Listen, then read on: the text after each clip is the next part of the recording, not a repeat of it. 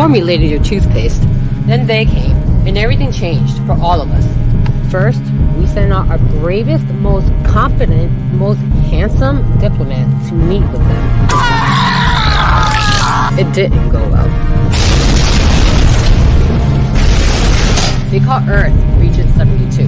They want to capture us, enslave us, and take our planet. But if we have anything to say about it, our region will remain free.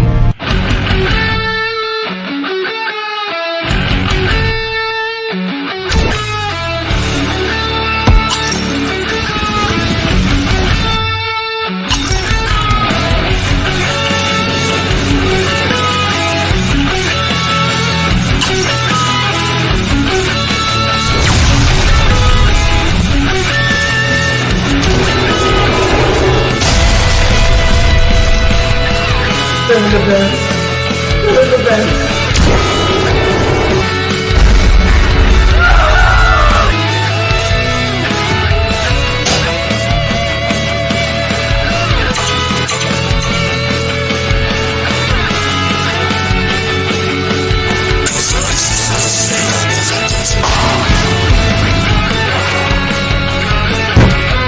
Come on, man!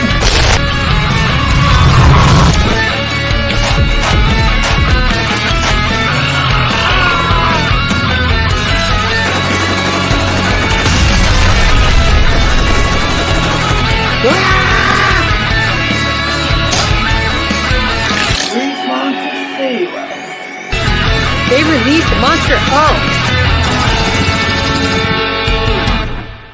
They're here already! You're next! You're next! You're next!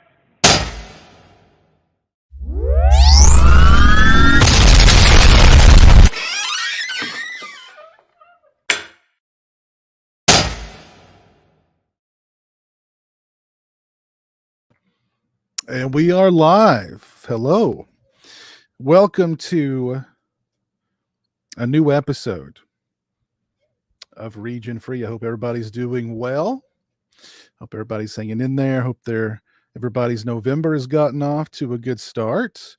And right off the bat, Nico, thank you for the $10 super chat, sir. Hello, Mayhem mentor and esteemed professors. P.S. Happy birthday, Cameron Mitchell. Thank you for that, Nico. Very kind of you, sir. Appreciate that. Let's go ahead and dive right into the show tonight. No BS. We're gonna hit the ground running here. And joining me tonight from the Flesh Wound Features YouTube channel, Dan. What's up, man? What's up, Piz? I'm excited for the show. How are you doing? Doing good, man. Doing good. Hanging in there. Hope you're hanging in there too.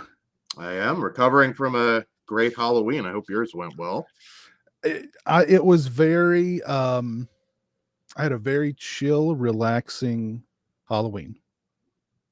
There you go. You go. Very chill, very relaxing, and it was cool. It was cool. So I was glad to get back to the haunts. So it was a good one for me. Very nice. Very cool. Very cool.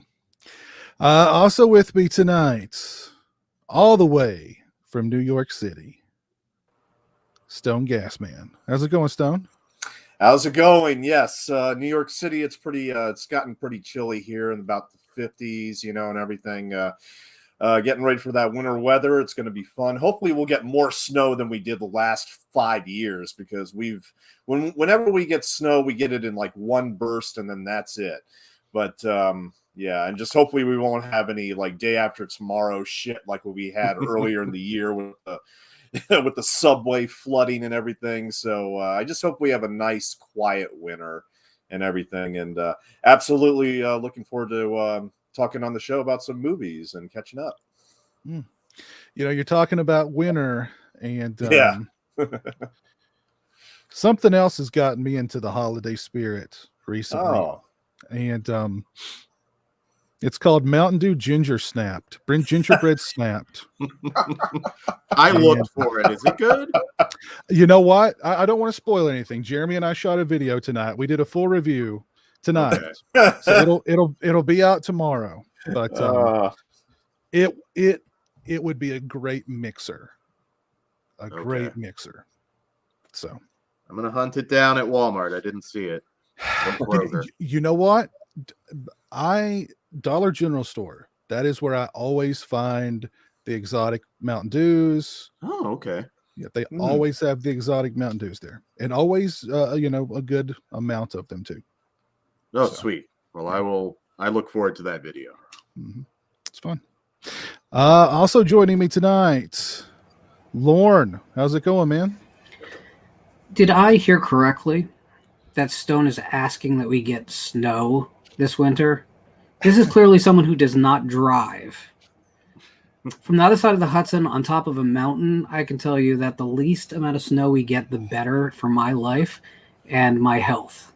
So I love you, Stone, but just kill that noise now. All right. I would like a nice balmy 60 degrees year round with leaves changing all year. Yes. Yeah. So how's everyone doing with their post-Halloween blues, which, actually starts usually right before the holiday to me? Yeah. Honestly, for me, it kind of didn't even feel like Halloween until like the day before. That's when like the weather kind of changed here in Kentucky, and I just like, okay, it's Halloween and it's the day before. I'm getting into the spirit, and like I watched the new Halloween 4K. I thought it looked great, and Killer Party, and then Halloween night I watched Halloween 2 and Halloween 4, and that was my Halloween. Does that 4K look better than the previous 4K, or am I good? I thought it did. Now, it's been a couple of years since I saw that last one, but I thought it looked pretty good. I'm good with my Blu-ray.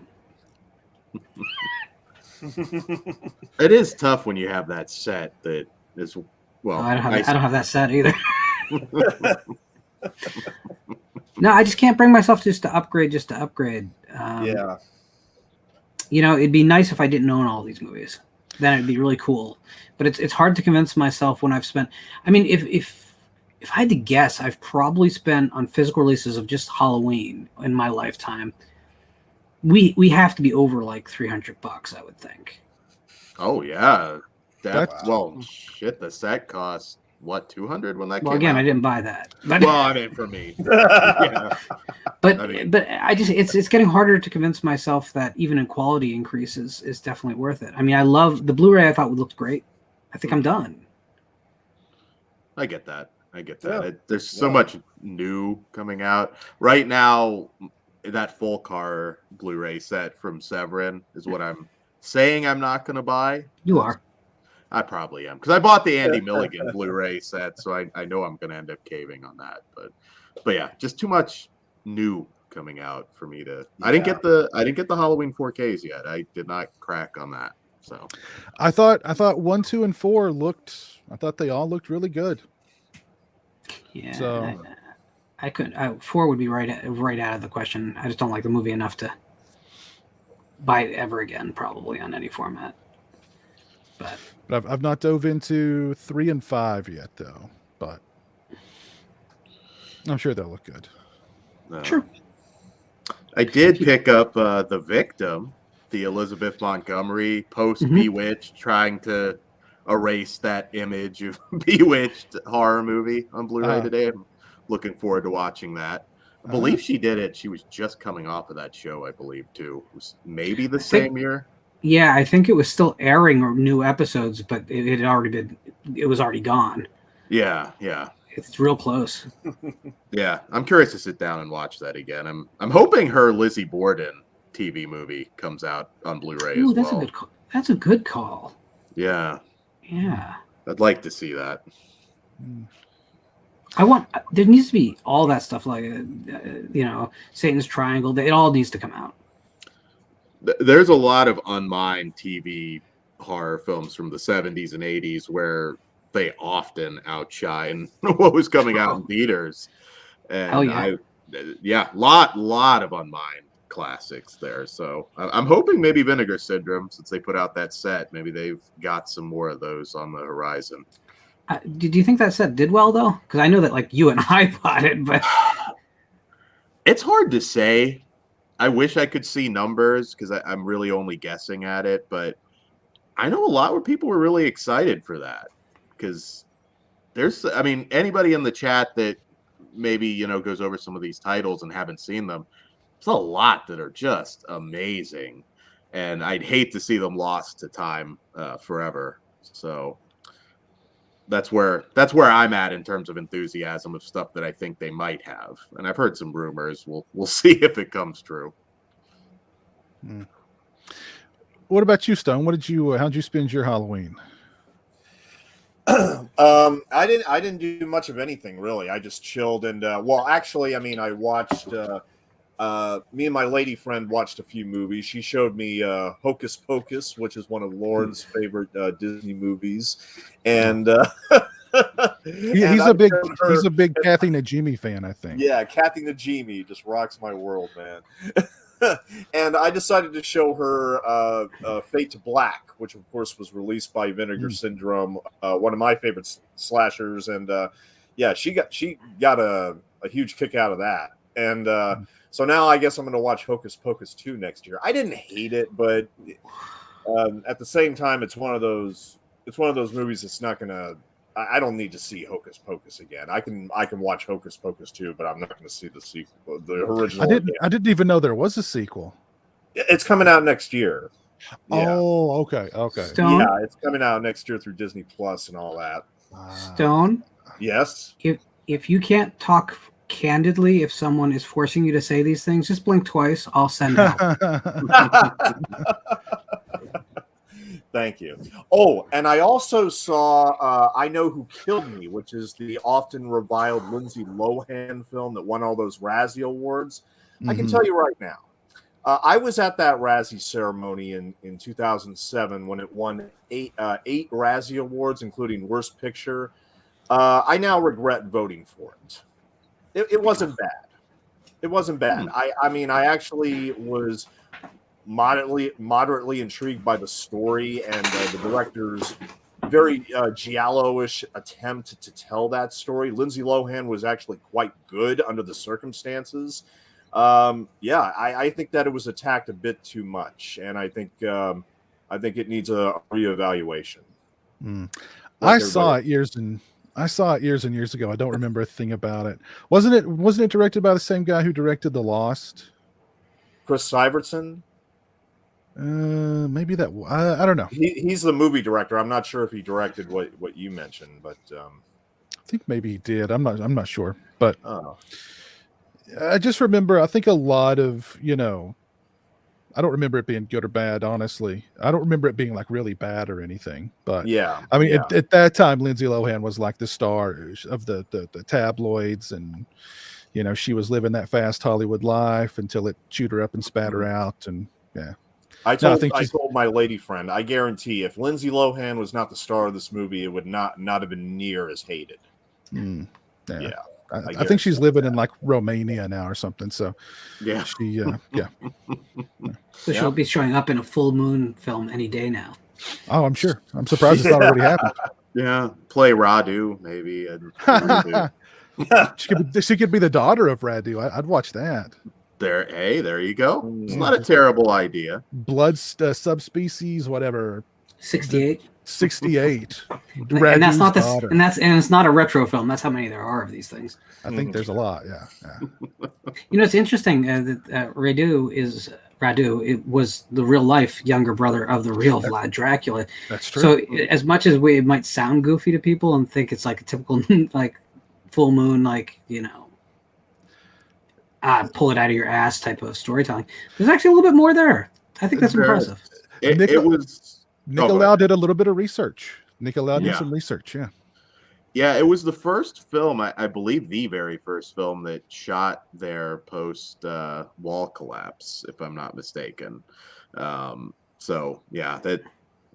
you've never watched the subspecies films, they're definitely not typical Full Moon. I haven't seen the new one yet, but that one might be. But Vampire Well- Journals as well. But of course, they had to throw in the little demons to have the stop Yeah. motion, Of course. to fit in the catalog of Of that Gotta time. sell the toys for Yeah. sure. It was no Netherworld, that's for sure. Where's the Blu-ray of that? Anybody else have any Halloween hijinks they want to talk about this year before we move on? Lauren, did you any pagan sacrifices or anything like that? I'm no pagan. No, like I've said, like Halloween is a season to me. It's not a day. I don't fixate over the day because it's the time of the year I'm happiest, which I know you guys are probably like, you're never happy, but I am. It's the time of year that as a kid I always felt most normal because, everyone was kind of into the stuff that I was into for a month. Afterwards, they weren't immediately, which I always found a little bit strange. But Halloween, as we get to that last week of the season, it gets a little bit more, it's less enjoyable because I know it's going to be over soon. And it's weird how my head works anyway. I don't know about you guys, but I really love the buildup. I love seeing the commercials on television slowly turn Halloween themed, and I like seeing the decorations go up in places you wouldn't expect spooky decorations, and I like people talking openly in diners about their favorite horror movies, and you're catching snippets of people in their 70s talking about, what I saw last night, it was a film called Texas Chainsaw Massacre, and you're like, this is the best time of the year. I mean, that does not happen anywhere else. Yeah. But as we get to the end, it gets a little bit I don't know, it's bittersweet. As much as I love Halloween, by the time Halloween gets here, it's like I'm losing it. I'm losing the season. Yep. Yeah. No, I totally feel that. Yeah. I totally feel the build up to it, and then you have all the anticipation, and then it's like it's over. So, yeah. And believe me, I love the Halloween season just as much as the next guy. But I mean, November, believe it or not, is my favorite month of the year. Part of that is due to Veterans Day, and I get some free meals for one day. That's good enough for me. And also Black Friday. I mean, take advantage of all that shopping. But also because November may be the 11th month of the year, and 11 is my lucky number. I don't know. I mean, November, a lot of positive things always come for me in November. Maybe I jinxed it this year already, but I always enjoy my Novembers after Halloween. So. I'm ready to relax and everything. Let everything cool down. Yep. When I think of November, the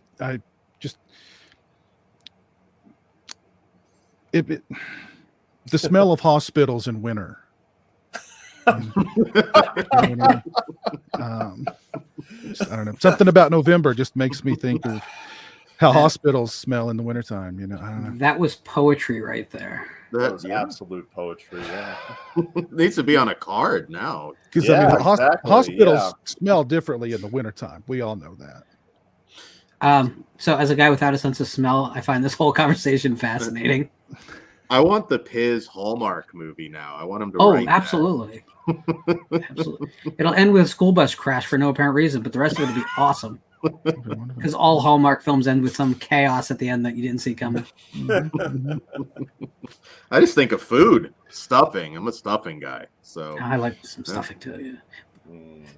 Although I'm a complete whore about stuffing because I'm fine if it's just stovetop.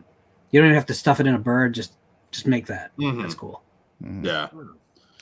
Actually, the smell of hospitals in winter. That's a lyric from "Along December," the Counting Crows song. Or Along November, the Counting Crows song. I'm kind of ashamed for you that you know a lyric from the Counting Crows. That's the only one because it just is so odd to me about he differentiates the smell of hospitals in winter from the smell of hospitals at any other time. So, have you ever had dreadlocks? No, but I would love to. That's why I'm growing my hair out longer so I can dread them. I can dread it. Better days are ahead. So I've got them tucked into the hat. You just can't. Then I'm gonna start a new metal band, and it's all going uphill from there. So. Can you really be a new metal band if your last album came out 25 years ago? I mean, it's kind of like, you know, it's just a state of being, new metal. You know, you got to have the Jinko pants, the crazy goatees, you know, white people with dreads. That's what it's all about. It's kind of like there's something contradictory about new wave performers having AARP cards. How new can it really be? It's true. Let's dive into some topics here. Let's talk. I want to talk about this crazy incident that happened on the set of Rust, where Alec Baldwin's like he shot two people with one bullet. I mean, that's got to be. That's some Lee Harvey Oswald shit right there. Is this like Wanted Part 2? Did he curve the bullet around the camera, or what was going on there? But yeah, there was a live rant, and if you followed it, it just gets weirder and weirder, because at this point now, like, the property person is saying, oh, it was sabotage. Someone planted that live round there. It's sabotage. Like, it just every day it gets deeper and deeper as to how negligent, how like wildly negligent things were on the set of that film. I don't understand how a live round ends up anywhere near a gun that you're using in a movie that you're pointing at people. How does that even happen? And it wasn't the first live round that they found on there. No. So like, They what were the hell? target practicing with the guns. Yeah, like, what the hell is going on there? Biz, you know what ammunition is going for right now. You don't it doesn't accidentally just roll around, right? I mean, No. that's value. Yeah. The armory lady was 22, I believe, and a cam model. Did not seem like somebody that should have been in charge. How does she get that anything. gig? Is she the one that's in all the photos that's going around of her holding the two guns like this? Is that her? Yeah, Nick Cage yelled at her on the set of another movie because I guess she was being reckless on that too. So, yeah, I just don't understand how that happens. It's like nobody else should be handling guns. who's more reckless? The 22-year-old cam model who's in charge of the guns, or the people who are hiring the 22-year-old cam model who's in charge of the guns? You know? All of the above. I mean, all of the above. Also, I don't care who you are. Camera angles take care of the issue of pointing guns at other human beings. Yeah, You don't point a gun at another human being, no matter what the situation is. Yeah. So there's a lot of things. No director should ever have asked for that. No director. I don't want to blame the director of photography, but if that was notes came there, that should not have happened. And the actor should have refused. You don't point a gun at another human being unless you intend to use it. These are really simple rules. Anyone who's ever fired a weapon, there's so much wrong with this situation. Yeah. I'm fairly newly trained, and yeah, that is a rule that they hammer in your heads. Under no circumstances, you could have just emptied it and know it's empty. You do not point it at anybody. And if you ever pick up a gun, the first thing you're supposed to do is check it to see if it's loaded. So I mean, and I knew as soon as I heard this thing, I was like, oh man, we're gonna in the coming days, we're gonna hear a lot of stuff. I had no idea it was gonna get this out there, but I mean, of course. And how did he shoot two people? I mean, I understand it probably went through the one victim and hit the other one, but I mean, how does that happen unless you're just twirling the gun around and being dumb and just being completely negligent, or you're pointing the gun directly at the camera and it goes through the lens? I mean, it's crazy. How does this happen in a post-Crow world? You know what I mean? Well, I don't understand how. I mean, it was a draw, is my understanding.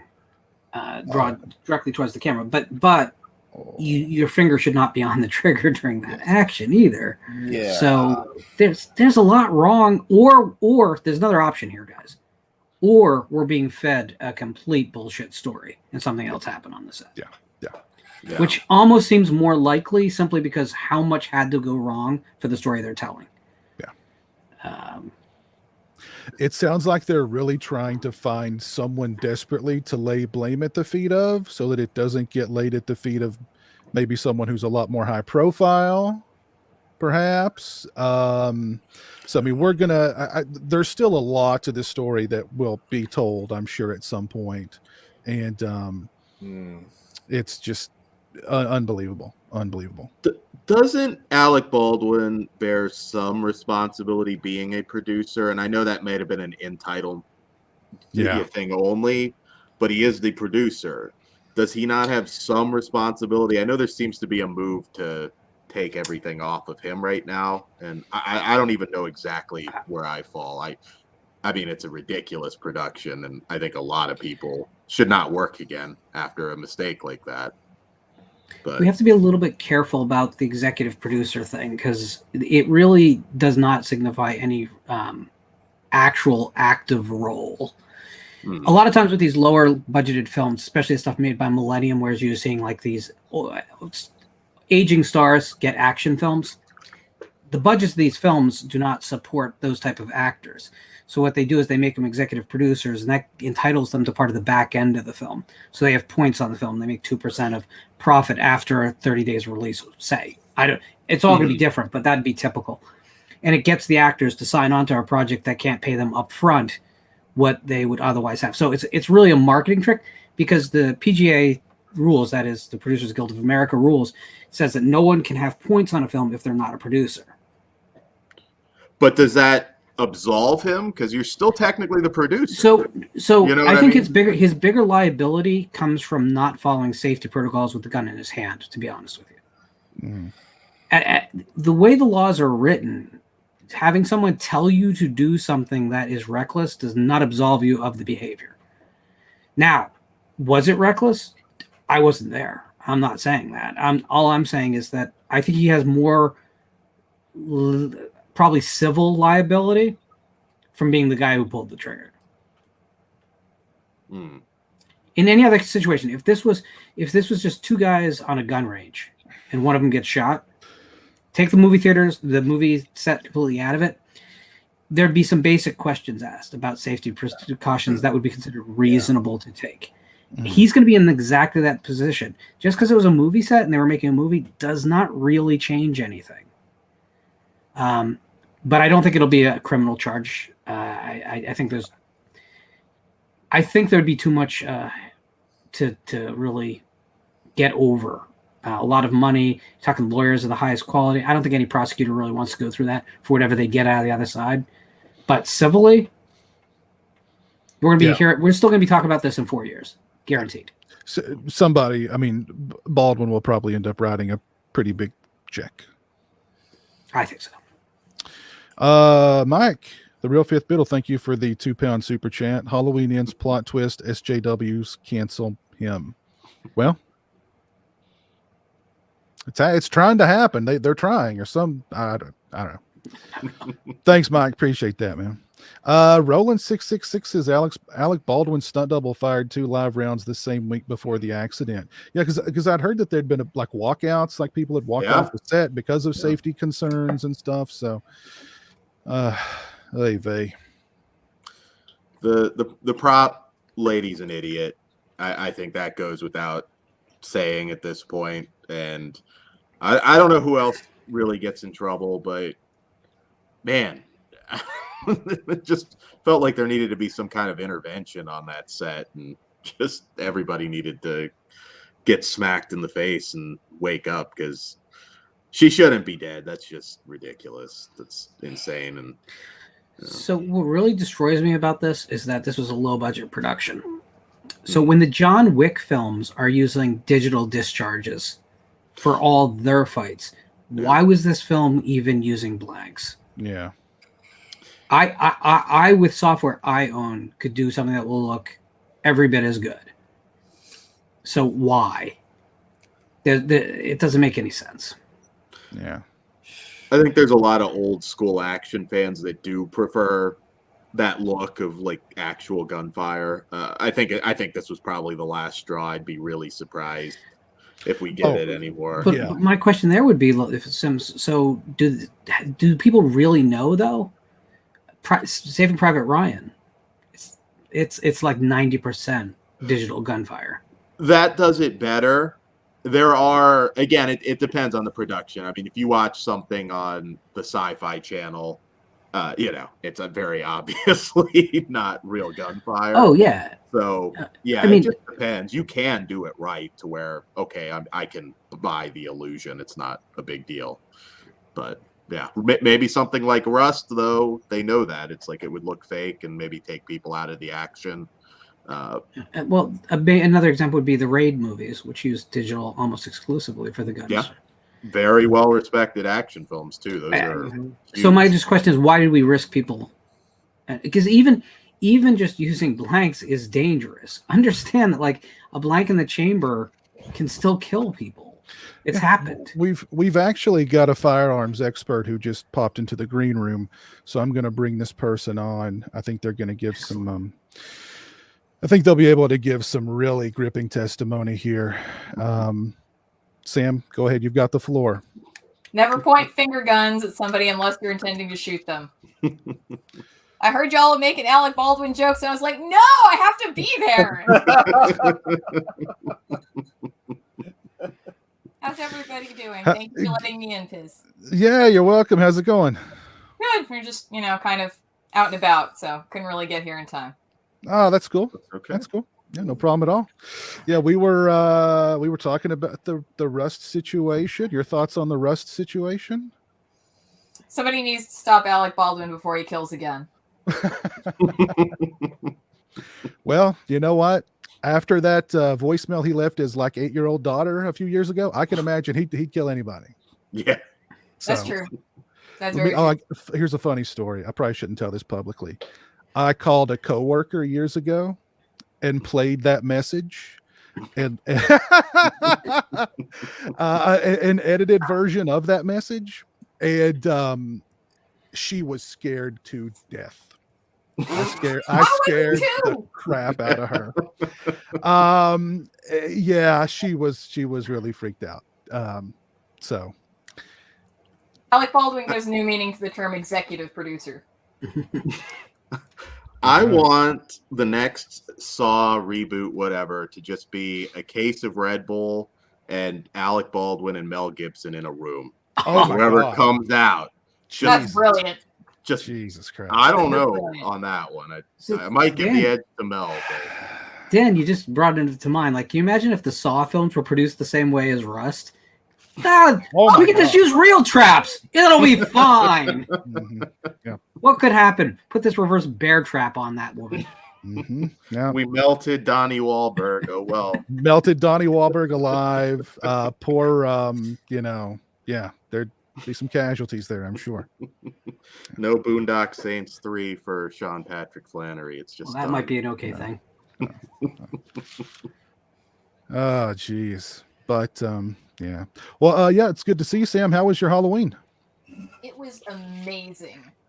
And as an adult, again, all we wanted to do was hand out candy to trick-or-treaters. We got to do that, and it was super fun.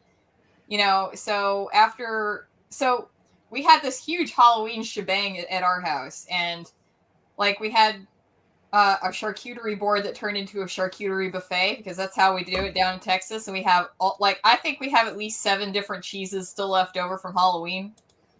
And so we went trick-or-treating with our niece, and it was me and Mr. Sam, and then our niece's parents, and her father was dressed as Blippi, and he looks just like Blippi, except for the orange glasses.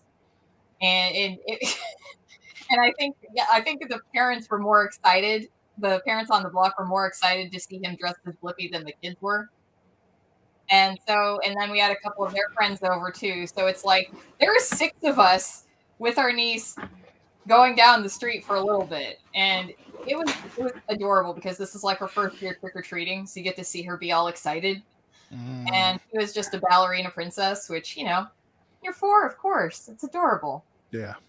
And to be fair, Dan went as that this year, though. Pixar didn't happen. Only on my OnlyFans, coming soon. I'm not paying extra for that. Anyway, so we did that for a little bit, and then Chris and I turned back around, since we were going to go back and hand out candy. and we got it was awesome. Like there were a couple of trick-or-treaters that were just so adorable. There was a little Batman wearing cowboy boots, and it warmed the cockles of my cold dead heart so much. And you know how some kids are really, really scared about trick-or-treating when they're young? There was one, I think she was dressed as a Minnie Mouse, and she just toddled right up to the door, no fear at all. And I was like, parents are raising her right. She's going to get all the candy from now on. She's going to run that candy gauntlet like she owns it. It was great. And literally all we did was we sat out here and gave out candy, and, you know, we danced along to our spooky mix, and high old time. Mm-hmm. It That was sounds like perfect. fun. That makes me miss handing out candy. That makes me miss handing out candy. So, if the weather's good, I recommend everybody make a party of it and just do it outside. That's what we've done the last 5 or 6 years. We'll just have a party outside, do a barbecue, kids come up, and you can do more scare gags too, which makes that kind of cool. Come out of And it's easier to hide a razor blade in a hamburger than in an apple. That is true. Yes. that is true. Yeah, you never see that coming. Not until it's too late. Also, who's excited to eat an apple? Are you more excited to eat an apple than a hamburger? Listen, no kid is gonna. You can put 1 million razor blades in apples and hand them out. No kid is gonna. You're gonna have not one incident is gonna happen. Every kid's gonna look at that apple and either throw it through somebody's window or throw it in the garbage. That's it. So. At that point, it's just like a cheap knockoff of the Phantasm ball. Exactly. Yeah. We did candy apples one year, which was pretty popular. It was Yeah. not really sustainable with a lot of kids, but it was popular. I can imagine that would be popular. Yeah. So I'm sure we're going to hear more about the Rust situation. Every day there seems to be more news, more little tidbits that make it even crazier. So we'll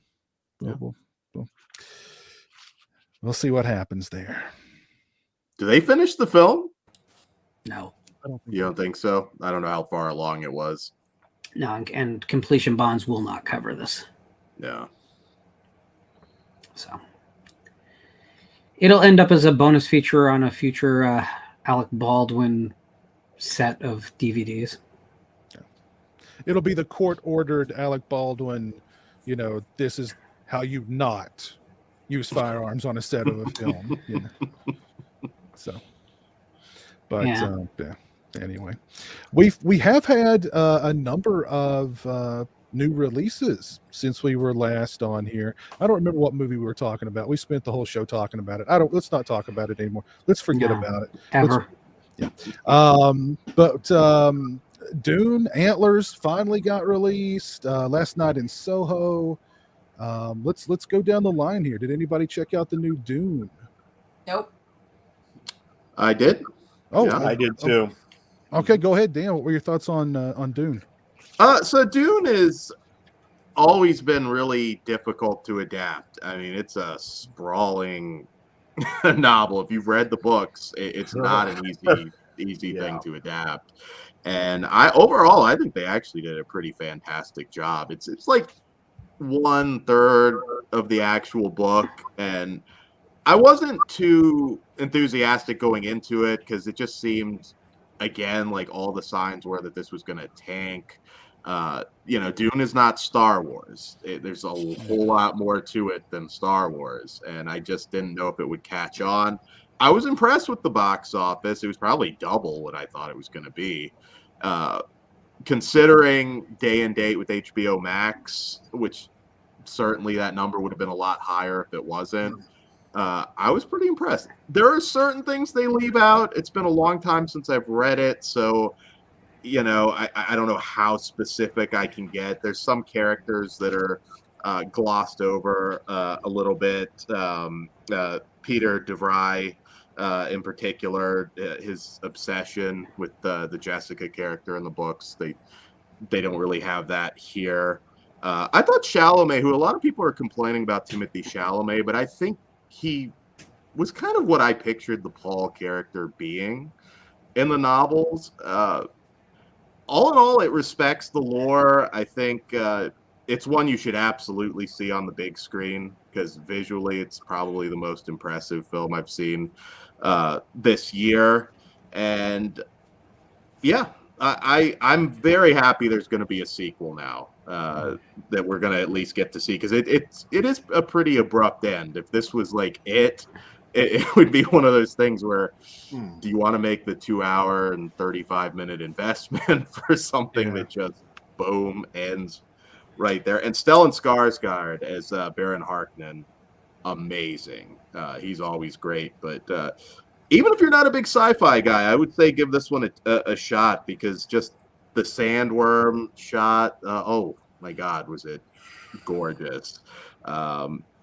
And yeah, I'm just so sick of Star Wars. I hope this really catches on even more.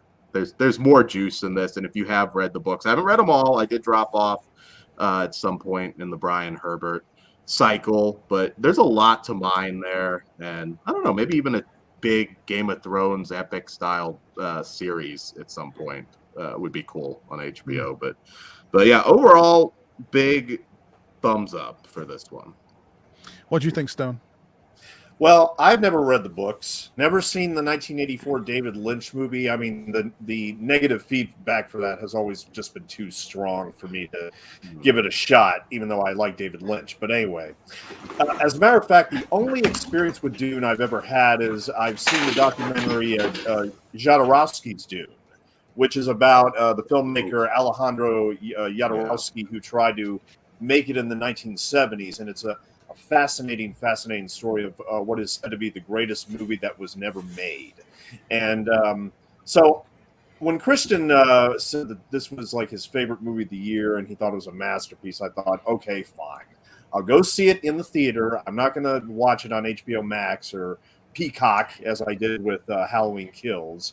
So I went to the theater and I was absolutely impressed by it. I mean, it's set in the year 10,116 or whatever, and it's this very cerebral, very dusty, very industrial world that I must confess that what I was happy about an hour of the way through is that I told myself, you know what, it's working for me. I'm not bored. This is a fascinating story. I mean, you have to pay attention, and I mean, considering how magnificent the visuals are, I don't know how you could not pay attention. But it's amazing. I don't really have time to read the books, and I'm thinking about waiting until the part 2 has been greenlit on October 26th. Legendary and Warner Brothers officially greenlit part 2, so it's coming. I am very happy it's coming too. And here again, I mean, if you haven't seen Dune yet, you have to see it on the big screen, preferably IMAX. I saw it at the Alamo Draft House, which was enough for me. I mean, I was comfortable. I was watching the movie, no issues whatsoever, and I had one of the greatest theatrical experiences of my life. Actually, several that weekend, but we're going to get to that other one in a minute. But yeah, I mean, I was so happy to take this trip into the future and watch Dune. I thought the entire cast was good. Aquaman was good. Oscar Isaac was good. Javier Bardem. Yes. They were all. Everybody was great. I don't think there was a bad performance. And yes, the shots of the sandworm at the end are, I think, worth the price of admission alone. Yeah. My jaw was dropped on how amazing this movie was to see on the big screen. Highly recommend it. Yeah. It was nice too, because a lot of these sci-fi franchises now, like Star Trek, in the movies and the new TV adaptations as well, they just kind of missed the point. And yes. I think this one got the point, and I hope it catches on going forward, because I would love to see more in this world. And for everything that maybe they do leave out or gloss over, I was very impressed with what they got up on screen for this, because again, and I will recommend Stone, if you haven't seen them, the TV miniseries that they did on Sci-Fi that John Harrison, I believe, did. They're pretty good. Particularly Children of Dune. James McAvoy, actually, an early performance wow. from him. Yeah. Well, I was going to ask you. It seems like the most negative attention that this movie has been getting has been for Hans Zimmer's score. Did you particularly dislike the score at all, or what did you feel about that? I was good with the score. I mean, I was Hans comfortable Zimmer's with a it. legend. Yeah. Yeah. I mean, truth be told, I'm more of a Blade Runner guy. I think Denis Oh. Villeneuve. Yes. I love Blade Runner 2049 was Yeah. fucking awesome. Yeah. I think that's a masterpiece, but I kind of prefer that general. I'm a big Blade Runner guy, so but overall, I think this is potentially, again, we're only getting 1/3, some would say 1/2 of this first book. So who knows? They could drop the ball on that second movie, but so far this has potential to be the best Dune adaptation. Yes. And even though the ending was a rather abrupt, like you say, I mean, I'm kind of glad it didn't end on a cliffhanger. You know, I was glad that it said, okay, this is the end of the first part. We hope you come back for the second part. And I was like, yeah, I'm ready to come back for the second part. Definitely. Yeah. But we got to wait 2 years now for it. I'm glad that they are doing. They're going to be able to continue the story, because it was really all hinging on box office, how much it was going to make, as to whether or not you were going to get that second part. So I don't know if I'm going to be able to catch it in the theater.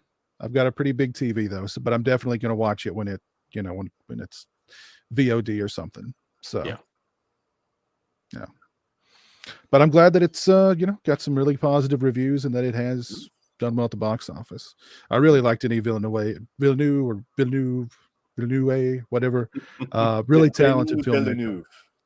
Denis Villeneuve. Sorry. Really talented filmmaker. Yeah. So I got to rewatch most of his movies now. I mean, the only movie I've really seen of his before Dune and Blade Runner was Prisoners, with Hugh Jackman and Jake Gyllenhaal. Gyllenhaal. Yeah, I did. I never saw Enemy though. Yeah, but I got to go back and rewatch his other films, because Denis Villeneuve, I think it is. But if I'm wrong, you can attack me later. Hey, however you say it, he's a great director. He is. Yeah, I see his name now. I'll give it a shot. Whatever it is, he's got a great. He hasn't dropped the ball yet that I've seen. So he's not Pitoff, that's for sure.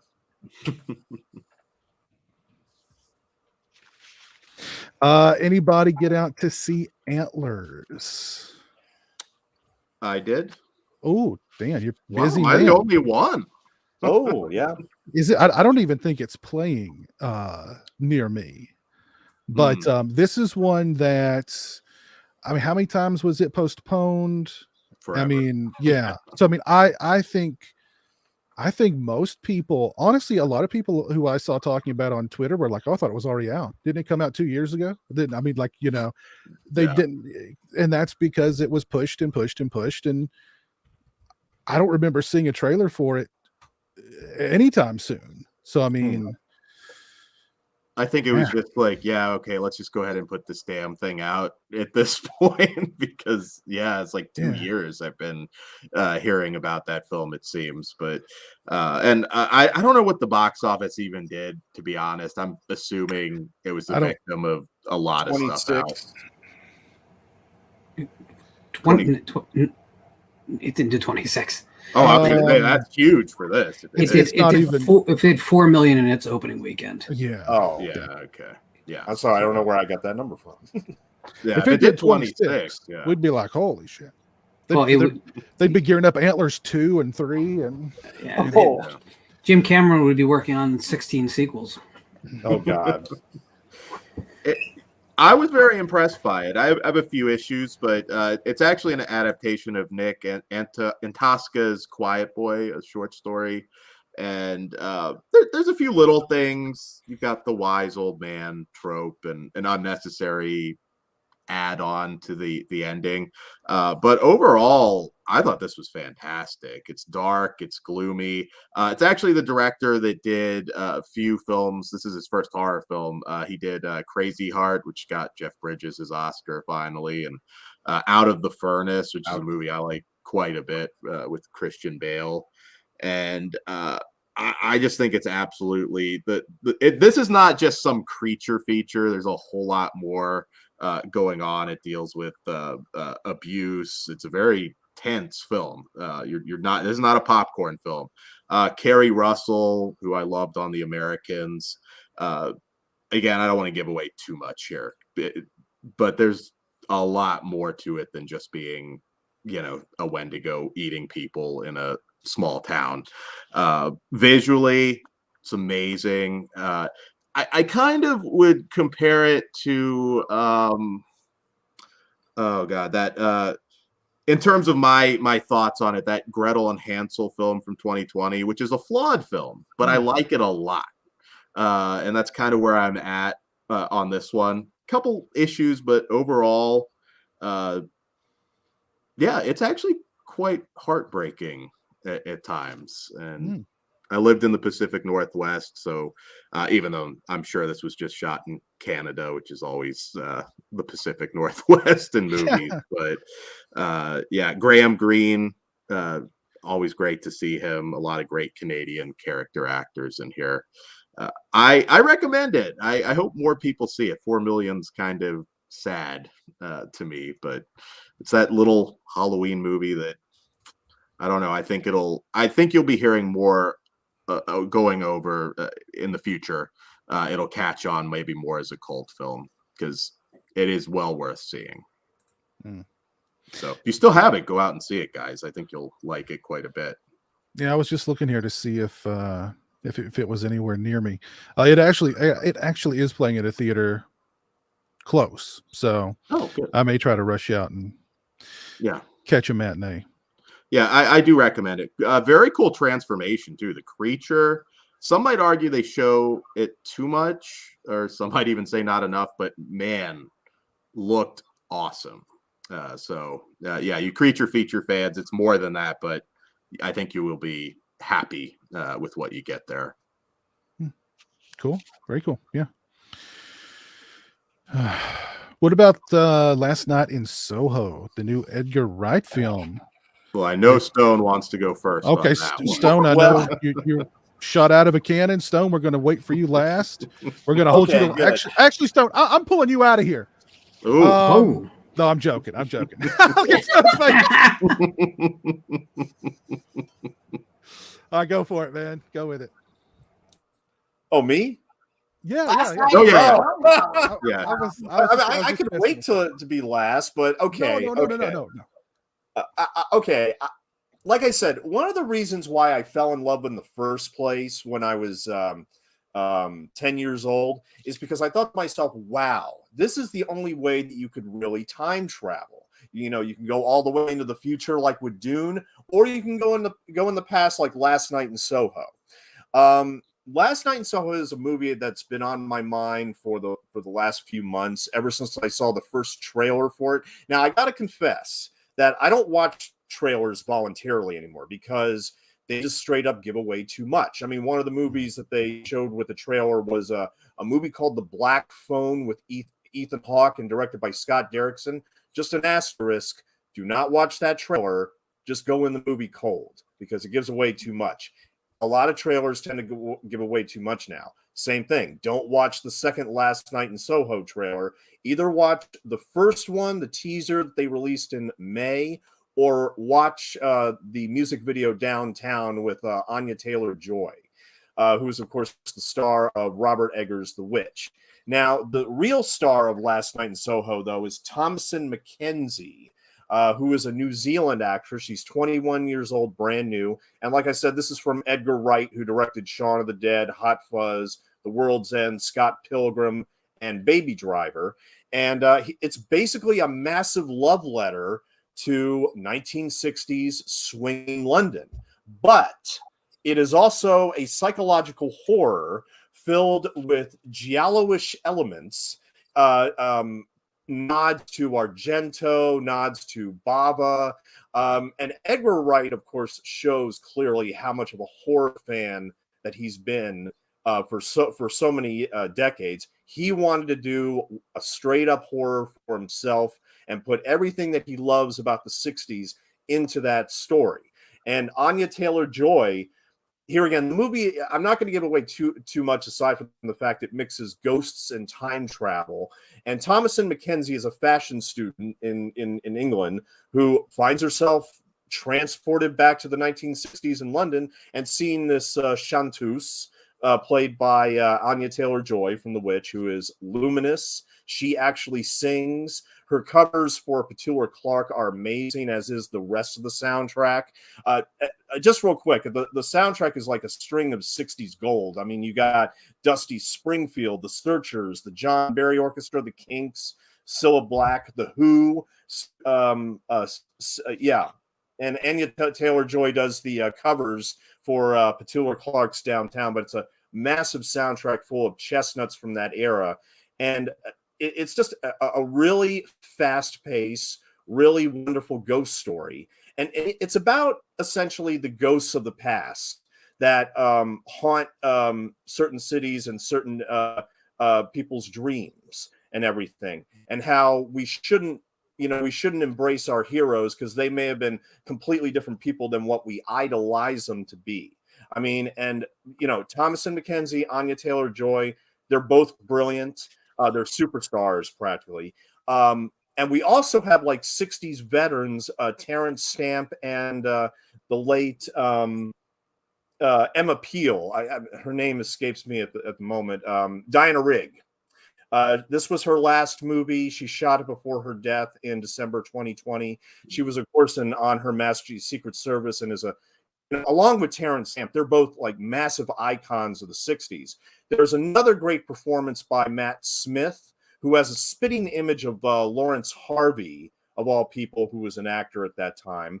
And here again, this was probably one of the next to Dune, and maybe it's because of the pandemic and that we've been out of the theaters for so long, but Last Night in Soho I found to be a life-changing experience. Now, that is just me. I am probably overpraising it because I'm sure that we'll get some legitimate criticisms here. But look, I've seen the movie twice. I adore everything about it. I adore the music, the production design, the effects, just Edgar Wright's passion and Edgar Wright's love for genre and for film and for art. I mean, his energy is all over the place, as it typically is. And I can't recommend Last Night in Soho enough.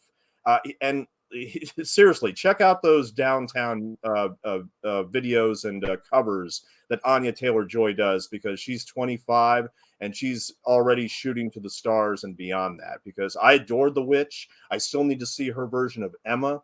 And I also saw her recently, and I'll pass it on to Dan and Lauren so they can go off here. But Anya Taylor-Joy was also in a documentary I saw recently about Anton Yelkin, which was very, very moving.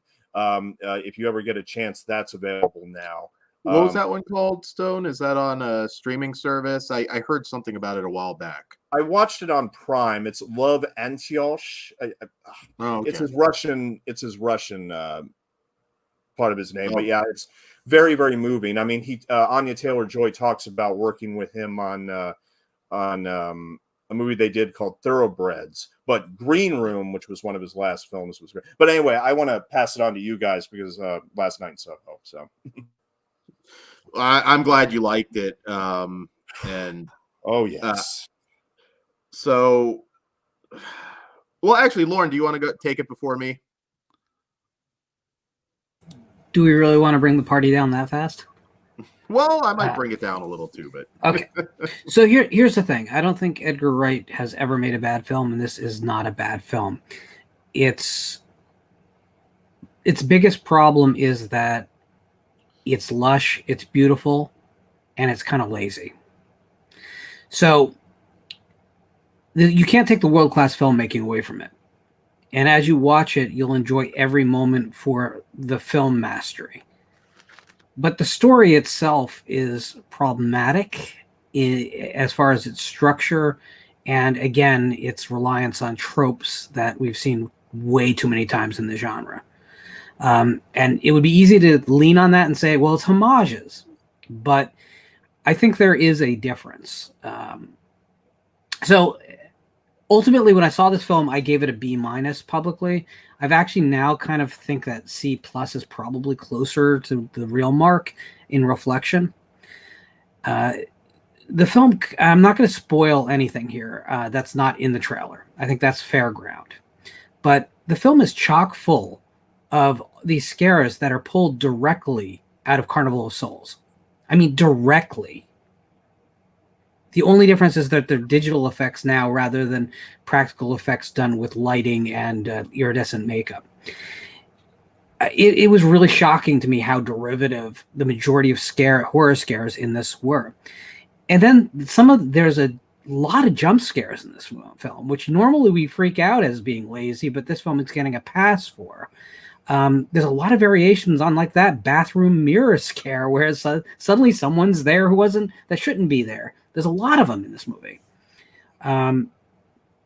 There's also just incredible things that I thought there was a unwritten agreement in Hollywood that we'd never do again.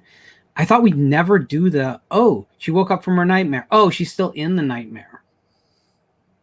Which to me is about as lame as you can get from just reaching for an effect from an audience standpoint.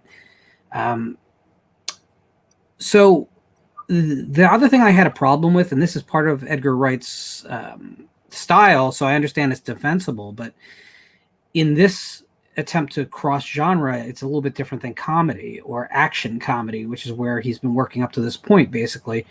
And it's the needle drops, the reliance on music to get you there. Now, the live music performed by Anna Taylor-Joy, Joy Taylor, whichever, was fine. It was part of the story. It was part of it. But there was plenty of times when we just went into montage with music from the era, and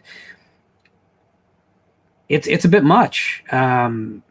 There's a big difference between in Baby Driver, the scene in which the Dam's Neat Neat Neat gets played during a car chase because it's being ironic and edgy, and this where Susie and the Banshees Happy House plays in a club because, well, we need energy. So I think it was too reliant on needle drops. And then the big problem I have with it, the thing that keeps it out of the B range the more I think about it, is the last 12 minutes of the movie, to me, thematically falls into it. Like opens like a blooming onion at your favorite sports bar restaurant.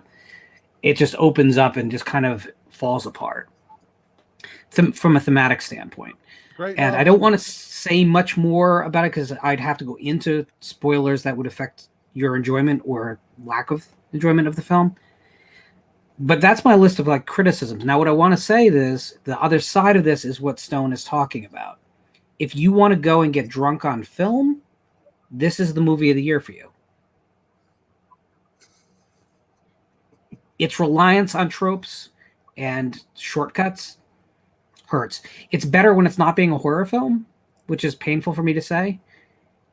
When it's being a horror film, which is virtually the entire last 12 minutes of the film, from the point where we have the obvious homage to Suspiria of a young woman walking in the rain in very decadent lighting towards a hotel. From that moment on, the movie really becomes, to me, almost a parody of what it could have been. It's much better when it's kind of a character study, and that's kind of the movie I wish it had stayed. So, go ahead, Dan.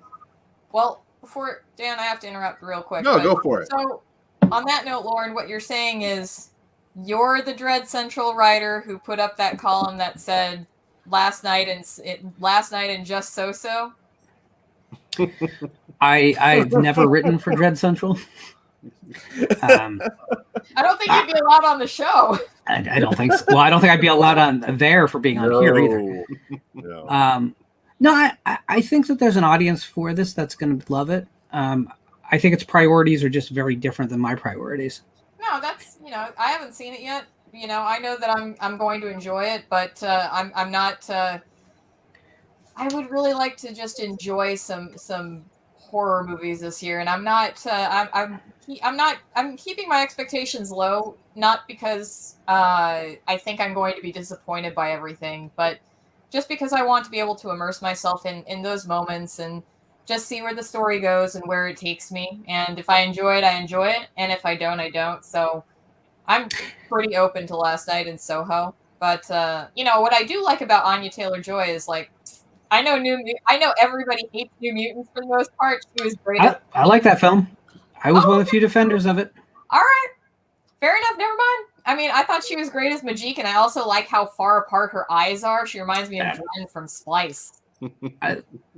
I love chicks with big eyes, so that's No, she's a great actress in her own right, and I think she elevates almost everything. In fact, this movie becomes probably a C- without her.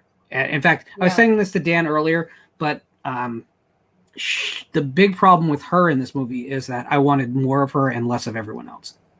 I mean, you're just automatically drawn to her. She's very magnetic. Everyone is good in this.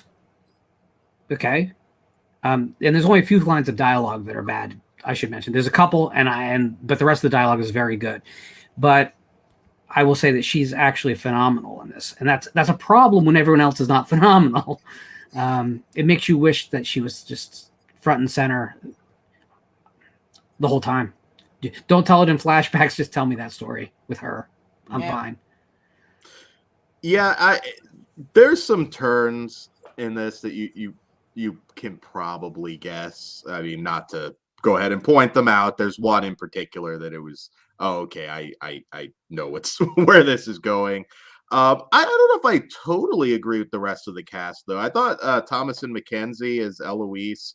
I saw her in a 2018 film called Leave No Trace. She was Ben Foster, who was kind of a veteran who was dealing with PTSD, and he was living in the middle nowhere in the forest with her, and it's a very touching movie. And when I saw that in 2018, I was like, ooh, she's going to be a star. And after this, I think she played it perfectly, that kind of innocent girl swallowed up by the big city.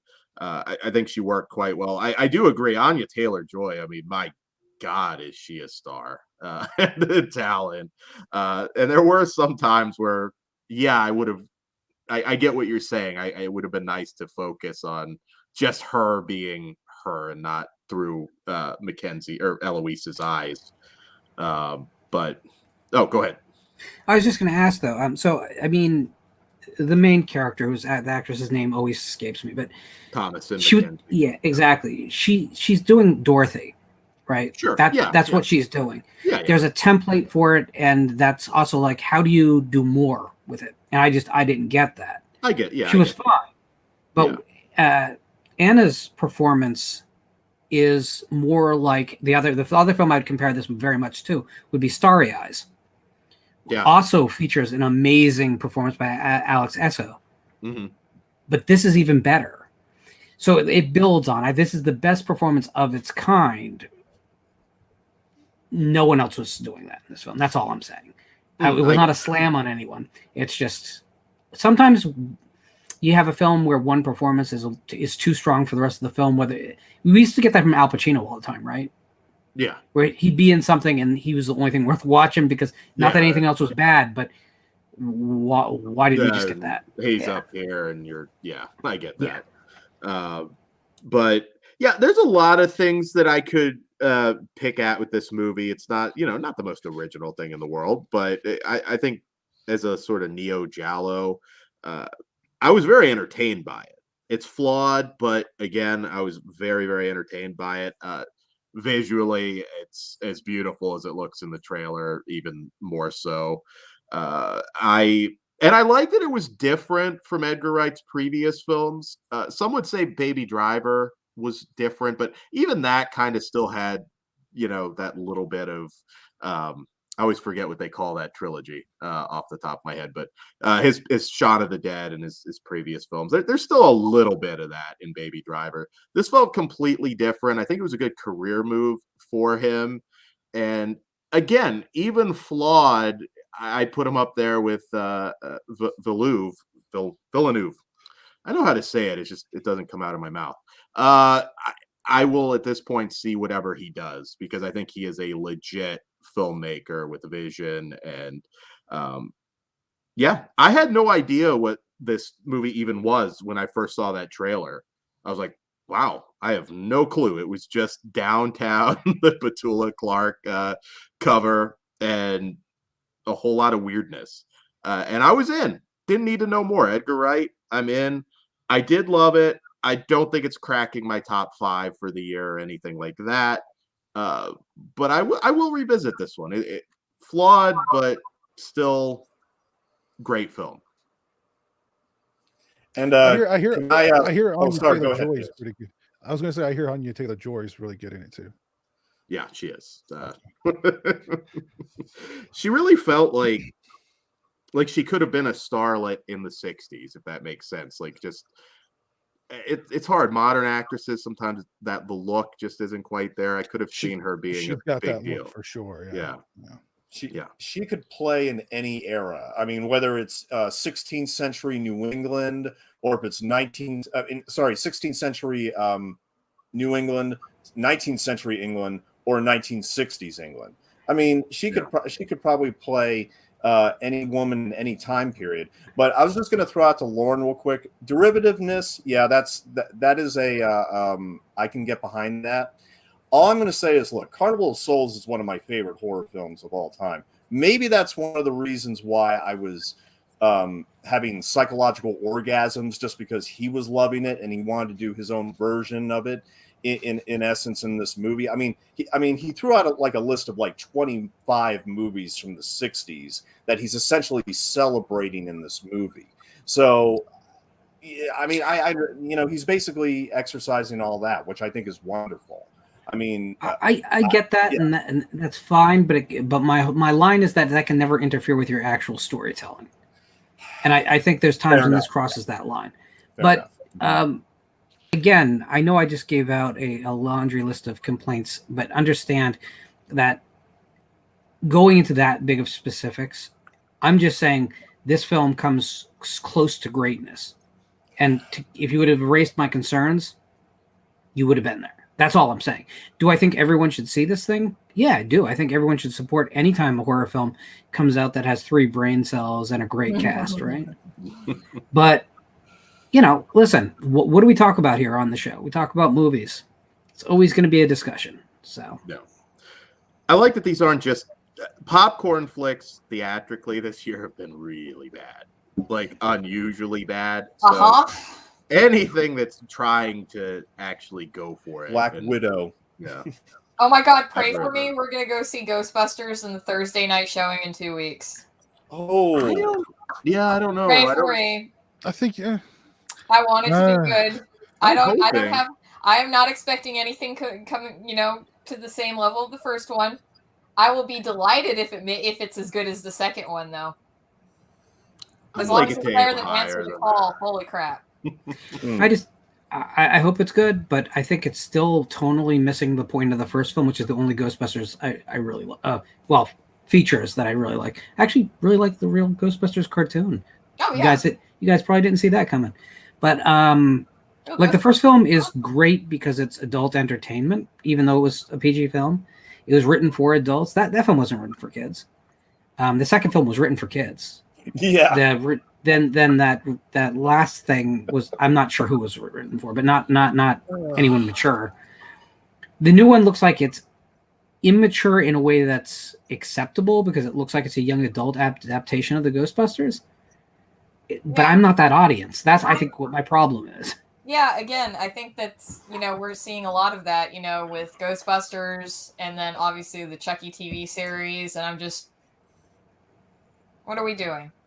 Yeah, it just seems that we now have all the big films are written for adults who want to still pretend they were children.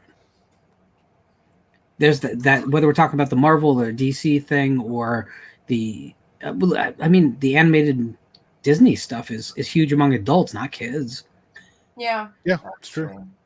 That's true. I wish we could get away from that, and I wish. I'm not saying nothing should exist like that. But I would like to get back to the 70s, whereas you'd have kids' films that were kids' films, films for everyone, films that were made for adults. We don't have films for adults anymore. It's kind of crazy. Yeah, it definitely feels like that sometimes. And not gonna lie, like I do love me a Marvel movie. I'm not so keen on DC, but I haven't seen Black Widow yet or Shang-Chi because I'm just not invested in them. I like Black Widow. I'm not particularly invested in her as a character. I was definitely more on board with the TV series that they put out on Disney Plus. Loki's probably the highest up there, but then it's WandaVision. But even WandaVision really that one kind of missed the mark. It got really close, but only towards the very end. And I'm just sitting here like, well, checking my watch, wondering when the Multiverse of Madness is coming out so I can watch Scarlet Witch destroy shit. I want to see her mess up the timelines. Yeah, I think there's just too much of it. That's part of the issue. Yeah. I won't lie, I'm actually somewhat excited for the Batman. That trailer looked pretty cool. I thought it did too. I haven't seen it. Yeah. I think I'm just trailer shy. It doesn't give away too much. Here's a new trailer trope that I'm really starting to dislike.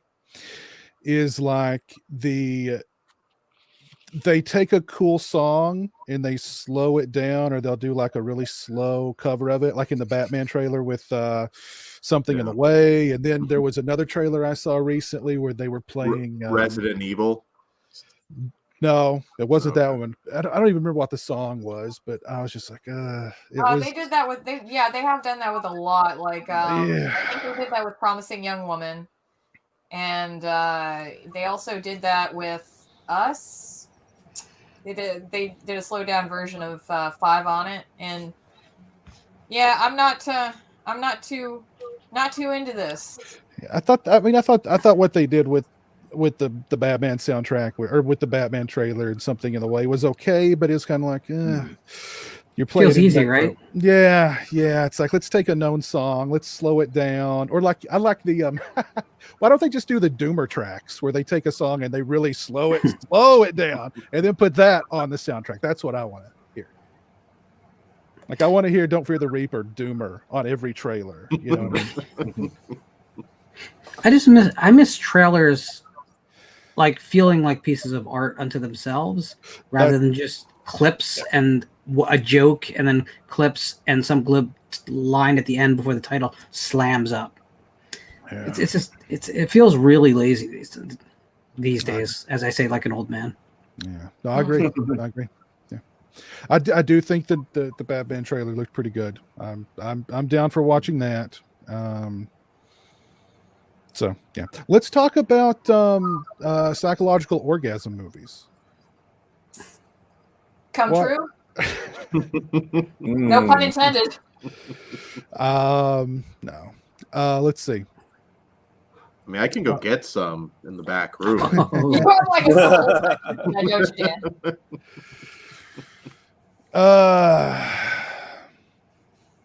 I was catching up with the chat here. Let's see what's going on in the chat. Actually, Punisher Batman fan was talking about the new Batman trailer. The Robert Pattinson Batman movie looks like it's going to be amazing. Rumors are it has a strong horror vibe as well. Mm-hmm. Good. It looks dark. Yeah. You know, I can buy Rob Pattinson as a young Bruce Wayne. Seems like he's going to be a dark Bruce Wayne. So cool. You know, yeah, I'm down for it. People are more accepting of him than they were Ben Affleck, which is interesting because I actually think Pattinson's done some really strong work post Twilight. Pattinson has, yes. Yeah, his Cronenberg work, The Rover was really good. Good Time is amazing. Good Times, I loved Good Times, John. Yeah, the Lighthouse, of course. Lighthouse, yes, absolutely. He's diverse. He's really good. He's definitely shown a lot of range, and you know he's a good actor. So yeah. Colin Farrell looks unrecognizable. Look like yeah. The Penguin. Like who are we going to get to play the Penguin in this new Batman movie? See what Colin Farrell's doing. You know what I mean? Do you guys think that we've just seen enough of Batman, though? I mean, this could be a great film, but I think there's a certain level of, fatigue that sets in to something that should be a big moment. Like, hey, it's a Batman film. Oh God, it's been a long time. That's so exciting. I don't see that happening when we get Batman on screen every 2 years. But there's something about Batman though that even though we get a new incarnation every 2 years, like people get excited, people go and see it. Whereas we've not had a Superman movie since what? Superman, that No, first because one Superman with Cavill? sucks. Well, Superman's kind of a one note superhero. You know, although I did think Zack Snyder was trying to do something interesting with him and the whole God complex thing, and some people like him, some people hate him, whatever. But that just didn't kind of pan out. But I don't know. Just don't tell me the origin stories again. That's Yeah. like the big thing. That's what I loved about Spider-Man: Homecoming. I didn't have to listen to whole deal with Uncle Ben dying and all. I'm like, I was done. I didn't need to see that. Yeah, we know who he is. Exactly. We know the setup. Just drop him in a compelling story. This kind of looks somewhere in between the sort of cop films that the Christian Bale movies were and Tim Burton. So I'm hoping it hits that right mix of kind of the fantastical and more grounded cop story. But I am over superheroes too, Ghost. I'm actually excited for this one. I don't know why. Maybe it's because of Pattinson. I'm a big fan of his work. I'm vengeance.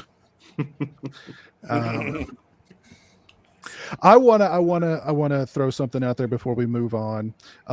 Yesterday would have been the 100th birthday of Charles Bronson. Ooh. So tonight, tomorrow, sometime this weekend, watch a Charles Bronson movie and wish him a happy birthday. Or alternatively, just shoot a neighbor. I was waiting for. I knew it. I knew it was gonna be you, Lauren.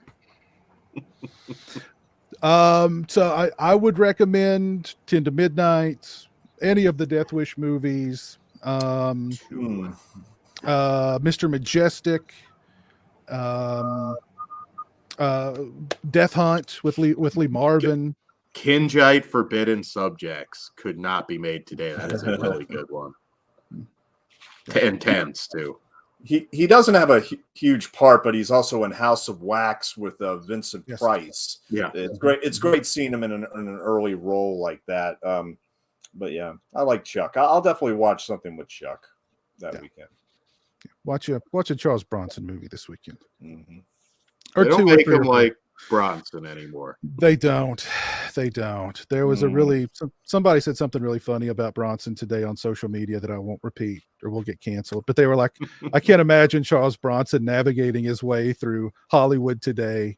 And it wouldn't end well. It would. A lot of people would probably end up getting slapped. So. I just want a producer to lecture him on toxic masculinity. Oh my god!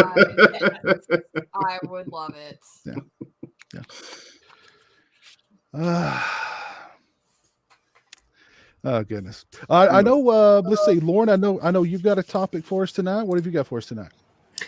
Yeah. So I was born in 1973. I spent my very young years in the 70s. That was just. The stench coming off of Vietnam could still be smelled, so you could smell the napalm still. Not that I could, because I don't have that sense, but I grew up, though, in the 1980s, and it was a decade where every kid was just living under this assumption that one day we would look up at the sky and see missiles raining down on us, that we were all kind of living on a weird sort of borrowed time.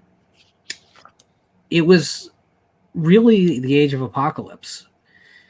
And for an entire generation, I think we looked at our entertainment of the time period for kind of a way to navigate through those kind of huge fears that were just present all the time. So I wanted to go back and just kind of look at basically the history and why we turn to apocalyptic fiction in film. I mean, if you think about it, it doesn't make sense on a very intuitive level that why would we want to watch films about the world dying? I mean, is there a more depressing subject, especially considering many of the ways that films portray the world dying are all too possible? Zombies aside, most of the ways that Hollywood has come up with to kill the planet are possible. Some would even say likely. So apocalyptic literature goes back to the Old Testament in the book of Daniel, which was the first to recount visions of the end of the world. Not many people really realize that version of the apocalypse is very different from Revelations, which is the bigger one where we get the monsters and all the cool imagery that all the death metal artists borrowed for 35, 40 years now. But in 1816, Lord Byron releases a poem that was incredibly popular at the time called Darkness, which was really the first poetic examination of the end of the world. You saw in that period after that a lot of other poets take up the reins. There was a number of poems titled Last Man. In 1924, Thomas Campbell, and in 26, Thomas Hood both released poems called Last Man, and they inspired Mary Shelley to write a novel called The Last Man. 1895, you have H.G. Wells doing The Time Machine. A couple years later, he, of course, has magnum opus of War of the Worlds. Later, Orson Welles' radio adaptation takes that to a new level in a different century and kind of proves that those fears of the end of the world, of a cataclysmic event that comes out from under our feet and destroys us all, this was still something that was really compelling, at that point, 65, 70 years later. Movies take up the reins. 1936, Things to Come. 1951, When Worlds Collide. 1955, we have the Day the World Ended. In 1959, we have a very serious take on it, On the Beach. 61, Day the Earth Caught Fire. 64, Failsafe, as we're starting to enter the very real world fears of a nuclear apocalypse, and this is starting to come close to home for me. 1964, we have Last Man on Earth, which is kind of a throwback to all those early poems. We're talking about that experience of being the last one left on a dead planet. 1968, Night of the Living Dead. 69, Planet of the Apes. 71, Andromeda Strain and Logan's Run take a more science fiction view of it at a time when science fiction was just exploding on college campuses, mostly in the literary form. But this fatalism about the end of the world is taking hold everywhere in our culture. 1979, the action world gets involved with Mad Max. In 1988, we get to the ultimate exclamation point to the Reagan generation, a film called Miracle Mile, which ends with one of the most disturbing images in film history, probably one of the most poetic as well. But we also, in that time, have more transitory end of the world stories, like 84's Night of the Comet. 84 also gave us The Terminator. By 95, we're looking at whimsy in our end of the world stories with 12 Monkeys. 98, we see Deep Impact, a very real world fear. A celestial body slamming into Earth. If time is infinite, that will occur. Whether it happens while we're here, hope not. 95, Waterworld. 96, Independence Day. By 2002, the zombies are back 28 days later, in which we're seeing a version of our society coming to devour itself, the ultimate self-destructive end of the world. Look what was happening around 2002. Look at how distant we were from our neighboring countries, how much distrust there was. 2004, The Day After Tomorrow takes all the environmental fears, throws them completely in the same basket, and says, go for it, man. It's a potpourri of choose your own adventure, end of the world scenarios. 2007 suggests that the media will end the world with a movie called The Signal that we don't talk about nearly enough. And most recently, Quiet Place suggests that the fact that we don't communicate with each other and don't have the relationships that we're supposed to have with each other will cause the end of the world. It seems pretty obvious to me that all these end of the world stories, all these apocalypses are actually personal stories about our anxieties, about where we sit as a people in times that we feel, how can there be a future when things are as messed up as they are? But keep in mind, we can go back to the years before Christ and see that people were feeling that then. We can see in the early part of the 1800s that there was all the same anxieties. So maybe these movies are a way for us to get a grip on it and maybe understand that as horrible as our fears are, there is a safe way to explore them. And maybe they're not quite as scary as if we've all experienced them virtually hundreds of times. Do any of you have favorite apocalyptic stories or movies?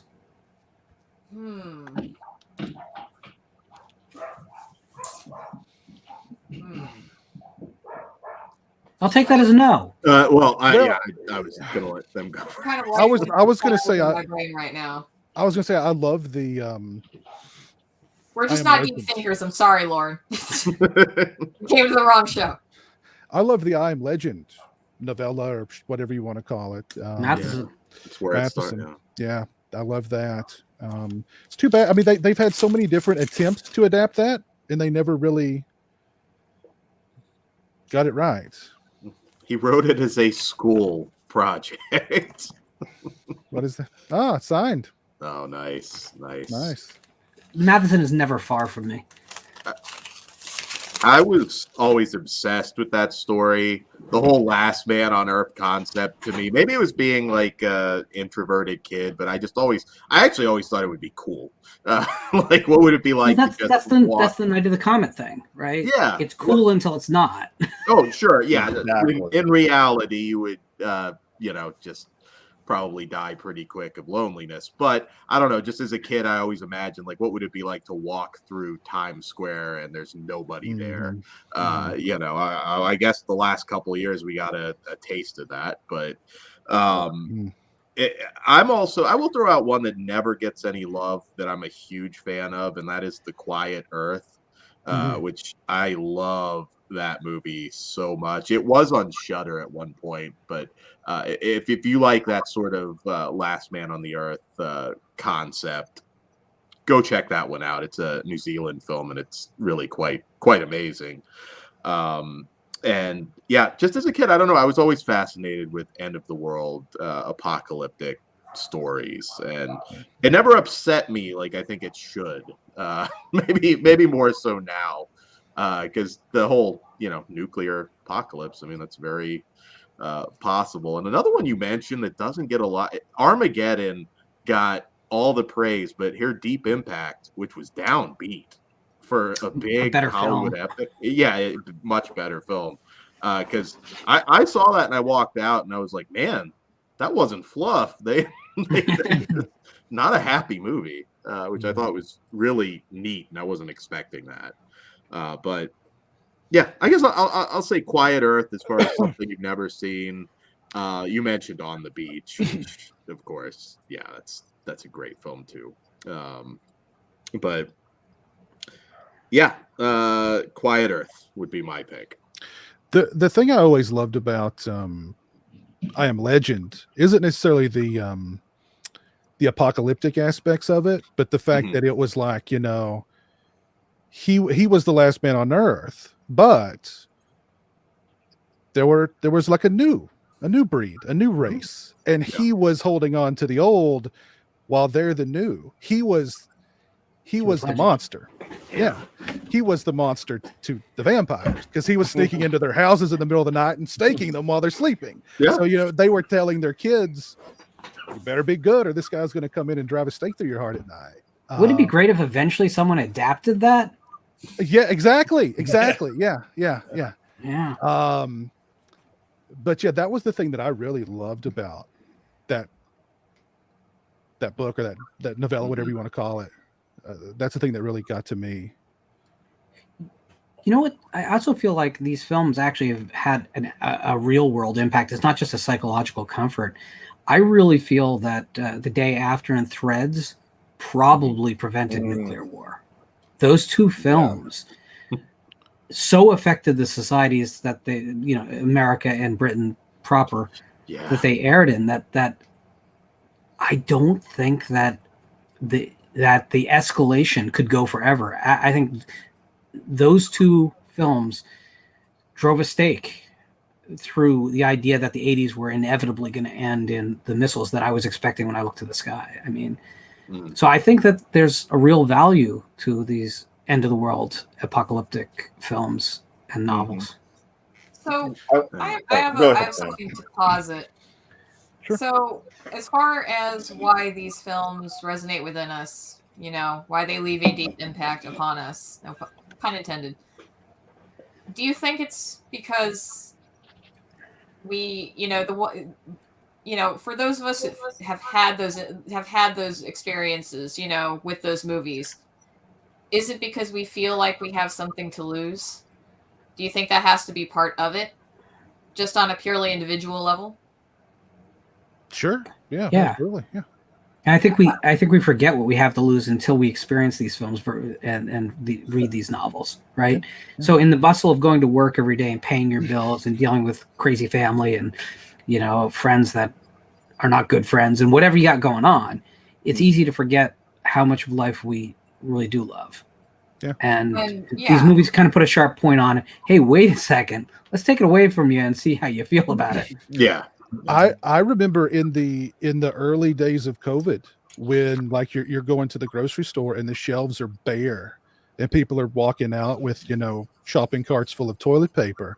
I remember going to grocery stores and like, you know, looking around and just you going like, you know, what it's, you know, all I wanted was some bread. All I wanted was, you know, and I really do.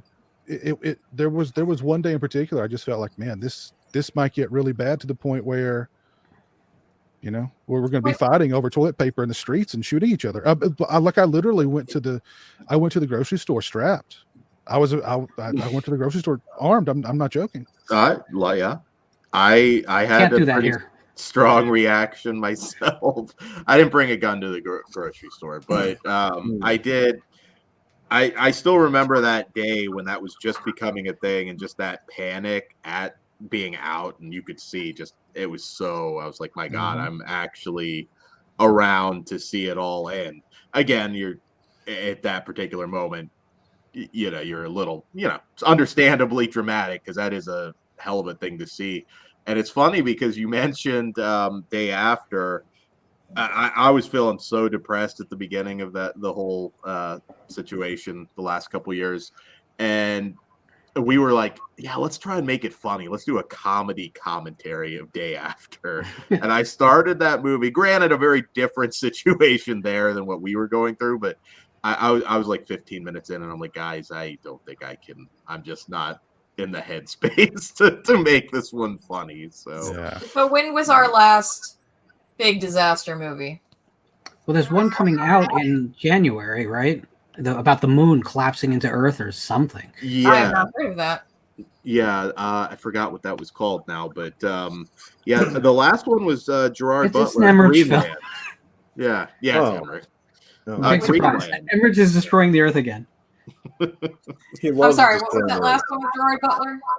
Greenland. That came out early in the pandemic, I believe. Yeah. Wow, I completely missed that because I feel like it really just shifted from those giant disaster movies into dystopian society movies, and this has been a change that I've been seeing since, gosh, you know, mid 2000s at least. You know, with Hunger Games, that was huge, and then the Divergent books, those got adapted, and then before that, I mean, you know, we saw hints of it with V for Vendetta. You know. And I mean, I really, you know, I seem to have been like kind of watching those dystopian movies slowly take over from the disaster movies.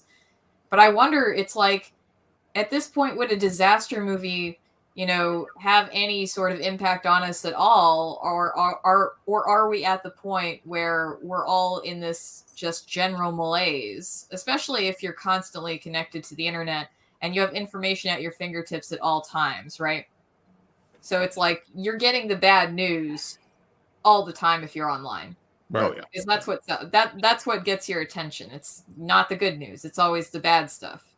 So it's like if you're living in this constant state of negativity, is there going to be a disaster movie that can make you think, you know, can actually make you worried that you're not going to survive, or you're just going to be like, well, that figures. One more thing. So I don't know if those would be successful now. Well, I also wonder, though, the other effect, right? So on 9/11, a lot of people immediately said, oh, this looks like a movie. That was a really common refrain from people. Mm-hmm. And I think our gut reaction is that that's a bad thing. but I think we might have had even a worse response than we had we not had some kind of a visual, I don't know, a visual glossary of what these events would look like. Can you imagine if we saw those towers fall after being hit by planes without any visual reference from film before that? It would have been even more terrifying and alien and unbelievable, which maybe it should have been in some ways, but I think there's a lot of people that live pretty close to the edge to begin with that probably wouldn't have been able to deal at all. So I think these films are important. I think the novels are important. The Stand was an important novel to me growing up, not simply because it was the first time I read something 1,000 pages long, but because it was really compelling to go through, see the world collapse from 25 characters' point of view and really live in their head for that time. Mm-hmm. So I think there is a real world value to this kind of end of the world drama. It's interesting to imagine how would people really react. Would it be, would everybody just go savage immediately, or would it be a little more, maybe Hollywood's over exaggerating? Maybe people would help each other. I don't know. Yeah, I think the Lord of the Flies, that's probably a common myth, but I don't really see that as, maybe I'm too optimistic about people, but most people are fine. Most people are fine. There are going to be jerks, of course, and there are going to be people that are legitimate psychopaths, but I would say the vast majority of people are just fine, and if something like this happened, we'd be like, well, time to pick up society. I don't think that this is necessarily going to, end with Piggy in a conch shell or anything like that. No leather chaps or cool cars, then. I mean, that's... No, I mean, you can still have those. People just got to be chill with each other, Wait, guys. You guys haven't been to the gas station recently. You can't have that. Who can afford Mad Max at this point? Muscle cars? Armored muscle cars? You can't afford the gas. No. The juice. The precious juice. Got your petrol. Yeah. That would be a great, imagine that there's some horrible thing happens and everybody's trying to get stuff, and all of a sudden you just look over and there's somebody in assless leather chaps, and you're like, it just totally breaks the everybody's laughing. Not even the Mad Max thing so much as all the Italian ripoffs of Mad Max.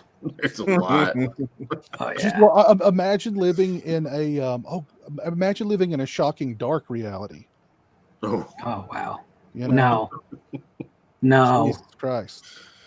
I think Raiders of Atlantis is probably the most ridiculous scenario, but I will say this: 1999 Bronx Warriors is legitimately a great film. Oh my god!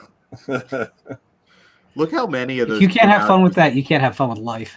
Yeah, just 83 alone, and look at how many came out in 83. It's great. It's crazy. I mean, it had to be 20 at least that came out in 83 alone. The gasoline. Oh, speaking of Anya Taylor-Joy and Mad Max, isn't Anya Taylor-Joy supposed to play Furiosa in the prequel? Yeah. Interesting. Yeah. Well, I love that last movie. So the best in that franchise, and that never happens. Yeah. Well, I know her next movie is going to be with Robert Eggers, where she actually wrote some music for The Norseman. It's a Viking movie that's coming out next year, I think in March or April, and it's got a pretty huge cast too. But I love Robert Eggers and his work, so I'll probably see it regardless. Yeah. Oh, I'm in. Yeah, definitely. Oh, Greg Caldwell mentions The Road. Yeah, I read The Road and I watched The Road, and I never want to read The Road or watch The Road ever again. The Road came to mind during this entire conversation. I remember it being very good, but at the same time, I was thinking, do I really have to read the book? Do I really have to see this movie again? I mean, the genre of apocalyptic movies has never been my favorite, but at the same time, I'm glad they exist. I mean, Dan mentioned about, seeing Times Square completely empty and everything. I've kind of experienced that. Yeah, I And, was going to say. and look, I mean, with Vanilla Sky showcased that in the beginning, which was pretty cool. But then again, we've also experienced The Day After Tomorrow, literally. So I won't be surprised of anything anymore. You know what I'm saying? Another one I would throw I don't know, 7-8 years ago, The Divide on the nuclear apocalypse front. Michael Biehn, Milo Ventimiglia, Michael Eklund, who I think is one of the best actors working today. That's another one to check out. Very downbeat and intense. Yeah. The road was really dark. Just so hopeful rough. though. Hopeful in the movie. Hopeful at the end. Yeah.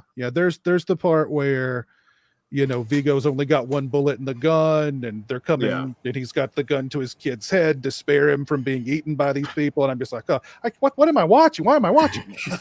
You know what I mean? Where's Pieces at? I need a picture. Where's Pieces?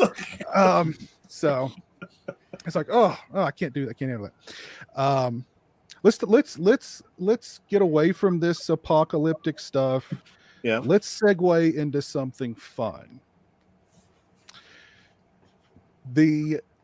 Our inaugural Sam Slams incident went over very well with the audience. We've actually had some requests for more of Sam slamming things. Who would do that? So Sam, I won't solo you on the screen like I did last time. I won't put you in. Thank you. I'm not wearing makeup. That's why I have these glasses on, because they take up half my face. I thought you were just trying to look fancy for the show. No, I just don't have makeup on. I'm sorry, Piz. Usually I show up with makeup. I'm usually a professional about these things. Don't worry about it. Go ahead, Sam. You've got the floor. Slam away. All right. Well, I've got a couple of topics, so I guess I'll just do some little bite-sized slams. So Lauren, you're probably just going to tune out for this one because I'm going to complain about the WWE releases that just happened. Yes. Dan, did you keep up on that? I saw it like right before Showtime. I won't beat you to it, but there's a few that make no goddamn sense to me. I know. And I mean, like, I'm just looking at this list and it's like, you got rid of Keith Lee and Mia Yim? Really? You're just getting rid of the couples together? Because they also did that with Karrion Kross and Scarlett. And I'm like, y'all had such a good thing going with those two. Yeah, but he was dead on arrival because they split them up and then they give him that stupid freaking red helmet. I don't know what that was. He looked like Red Shredder over there. But it's like Scarlett Bordeaux was like so hot. She was like dripping with sex. And it's like you kind of need a little bit of that in WWE. Just a little. And it's like it was enough so that it wasn't overly adult, but it was like, ooh, she's hot, right? Kind of like in a Marlena way. Yeah. I mean, I like Sunny a lot too, but come on. Marlena was just a little bit hotter back in the old days. And then I'm on here and I'm like, Eva Marie, and I'm like, sweet. And I'm like, Nia Jax, sweet. Extra sweet, because that was overdue. She's been injuring wrestlers for like years now. Yeah. For non-wrestling fans, just think of her as like she's got a bigger body count than Jason Voorhees. So yeah, and then her gimmick was like, ow, my hole. Like, why are you giving me this? Why do I have to sit here and deal with this on my wrestling? Can you give me anything better? And it's like, again, Eva Marie is just a waste of space. I'm sorry. I really had hope for her coming back. Like I was thinking, oh cool, maybe she learned how to work a match. Nope. And then she stayed around for like 2 or 3 months. I don't know how long that was. She established Dewdrop, I guess. Yeah. But I mean, I like Dewdrop. She's cool. I'm down with her staying, but it's like, again, Eva Marie was just sitting there taking up somebody's spot. Somebody like Ember Moon. Y'all released Ember Moon. Are you kidding me? A main event level worker. I don't understand it, but yeah, like Bruce Pritchard, I guess. I have no idea, but I mean, she had a great look, and she's been wrestling for years. She wrestled down in Austin, Anarchy Championship Wrestling, and was all over the place in Texas. I never had the pleasure to meet her, but she's fantastic. And y'all got rid of Ember Moon. That could have been her up in Eva Marie's spot. They gave her a great look too. They gave her a great look. She had a cool name, but you just let her sit on NXT? Eat shit. And then the other one that I'm pissed about, which honestly I was like really crossing my fingers because I was like, oh, they released Ember Moon. Oni Lorcan's next. And I was like, I hadn't heard anything. And then I checked and I was like, shit, there goes Oni Lorcan. So like Chris Gerard I met him a couple of times when I was training. This was 10 years ago. He's a really nice guy, totally professional. Not surprised at all that he got called up. Makes total sense. Whoa. You were training to become a professional wrestler? Yeah, I was like 2011. Oh, really? Yeah. So how was that experience? Well, I didn't finish my training and I never worked a match because we lost access to our ring about 5 months in, and I got busy at my retail job. So it wasn't something that I could really continue doing. And then later on, I got hurt at my retail job, so I was like, "Cool, well, can't do this." But I mean, honestly, I was very bad. I was very bad, in training. I was awful. I was the drizzling shits, and I'm totally fine with saying that. Some of us are just not cut out for that, but I gave it a shot. But you didn't get injured during your 5 months of training. You did get injured at your retail job. Yeah, like my injury came from my retail job. I took a body slam wrong once and I ended up with a stinger, but like a muscle relaxer and an 800 milligrams of ibuprofen. Those are scary. After that, but I mean, yeah.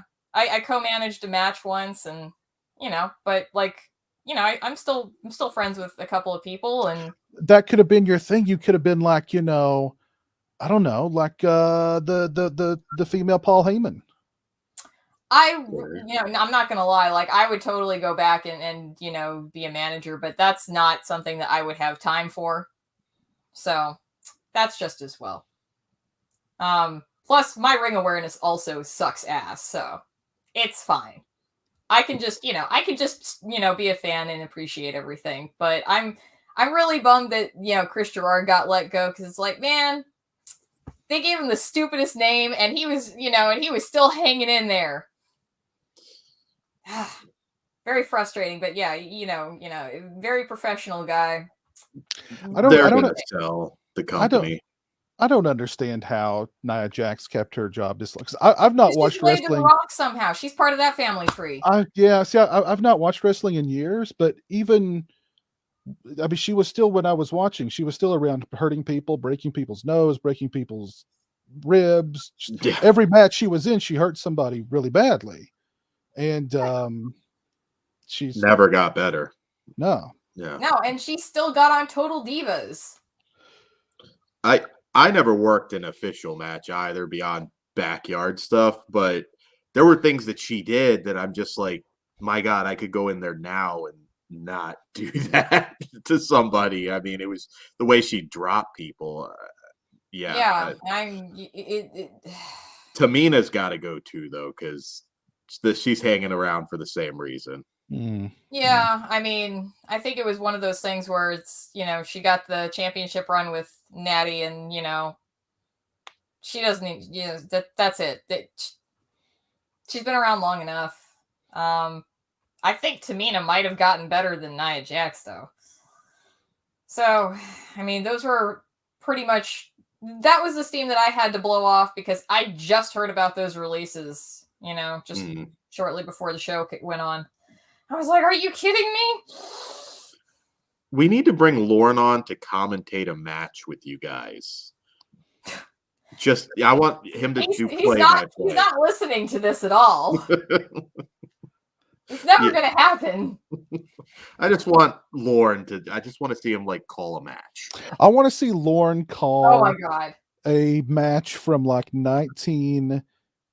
80s, like Ultimate Warrior versus the Barbarian. You know what I mean? Something like that. Just not knowing anything about the talent, I just want to see him experience. Yes, have a Rumble match. A Rumble would be good. Yeah, like a mid-80s Rumble match, because everybody's like Barbarian, What were some of those other funny names? Junkyard Dog and Oh man. The Berserker. The Berserker, yeah. Repo Man. Repo Man. Oh man. Earthquake. That is still a banger. Earthquake was more early 90s, wasn't he? Than 80s. Yeah. I mean, like I think I really love the gimmicks of the early 90s were some of my favorites, but that's because I started watching them, so it's a nostalgia thing. It's like IRS. I'm like, can you imagine Lorne just saying Chief J Strongbone? That's more Bastion 80s Burger. porn. Man. Oh, that would be great. Lauren, we got a new show, Visited by Voices. You're gonna do play-by-play on old wrestling. Waiting for him to click out again. Yeah, there we go. So, yeah. Okay. So, but other than that, let me see. Oh, boy. I mean, I had an excellent troll named Jeff the Patriot that I dealt with on Halloween. And those of you that follow me on Twitter, Sheeby_Jeebies, y'all get to see the absolute nonsense that happens there. So I blame myself partly for this because when I hang out in Michael Malice's replies, it can get messy. And Jeff the Patriot was calling him out on something, and then said something about like keep licking Mike's balls, incel. And so I responded with just his tweets and replies, like a screenshot of it. And he's one of those guys that just does the same like reply over and over and over to multiple accounts. And it was just this one being like dragging Carrie Underwood. And I was like, you dropped this, Jeff. And then he just went whole hog on me. And it's like, well, once you come for me, I'm not going to stop. I mean, eventually I did because it was late and I was sleepy. Is that the guy I replied to? Yes. Okay. Yeah, that is the one. And then, he started insulting Chris and he started insulting my brother-in-law. And I think, Dan, I think when you got into it, it was... I had said something about like Jeff needing to powder his taint, and then you said because that's the only way he could come. Oh yeah. Yeah, Chris got such a laugh out of that. But it's like there was one part where he called Chris an incel, and I had to quote tweet. I was like, my husband, the incel, is just like. And I, sometimes, no lie, there are those deep fake accounts where it's like they're trolls. And, you have to kind of like be like, oh, I see your game. Okay.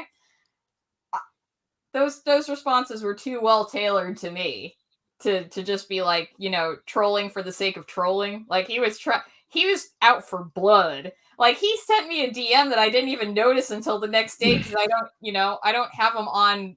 I don't accept them automatically. It's just Twitter's like, hey, you want to accept this? Mm-hmm. And it's just like, my God. And he was following me for a while too. And then he stopped. And now I'm down a follower again, which is like, my follower count's down. But I can attest every now and again I'll see. Yeah, I mean you're always in some kind of Twitter beef with somebody. It's pretty. I barely do anything. I barely say anything. But it is entertaining. It is entertaining, that's for sure. So you definitely I mean, my feed becomes pretty entertaining when you're in the middle of a Twitter beef with somebody, that's for sure. And it always ends up with me like having to Google words that you say and like I have to like I don't know what that word. I'm sure it's something dirty. I'll just Google it to find out, and then I'm like, that's filthy. Like Sam, what are you? Because you do know that, like, if you just say the word Volkswagen on a stream like this, you're going to get like endless emails about Volkswagens in your box tomorrow, right? Oh no! Think about all the stuff that Sam has gifted you with forever now. I know. Some of the stuff I won't even mention here. I mean, I just assume if it's a word that I haven't heard, that I'm not familiar with, that it's coming from Sam, that it's just absolutely filthy. Because just call Orc and ask him. Yeah, I should. Don't consult. Orc knows. Yeah, he probably made them up. Like, Orc, should I look up what a blue waffle is? No. No. This is the last of the Moxies that Orc sent me. I found one in the back of the refrigerator. This is it. Nice. I've been drinking it. We can start calling them Morksies. Have you been threatened with death, though, Sam? Because I've had that twice. Oh, that's honestly, when I get threatened with death, it's like a 50-50 split of people I know versus strangers. Yeah. So, but that's usually on Facebook. I've had it on Twitter. I've never had a death threat on Facebook.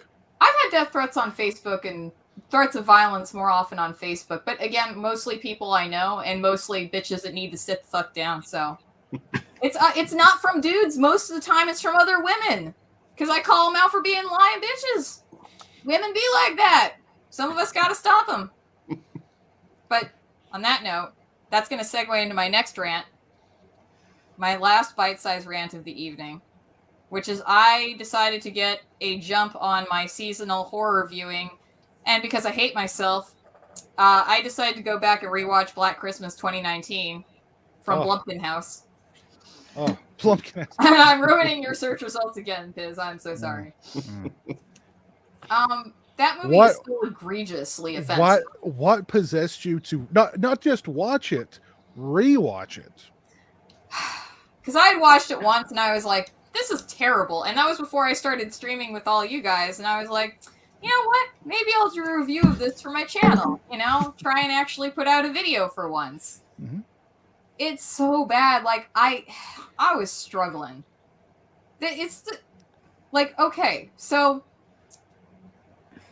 this is why... Okay, this is part of the problem with the whole women in horror movement. Those are two... Like, this movie is so bad that I, as a feminist who went to the Women's March, the first one, at the Capitol, would like to see their voices taken away and never have them work in Hollywood ever again in any capacity. I would like to see them barefoot and pregnant in a kitchen somewhere. That's how bad this movie is. Piz needs to say that exact thing right now.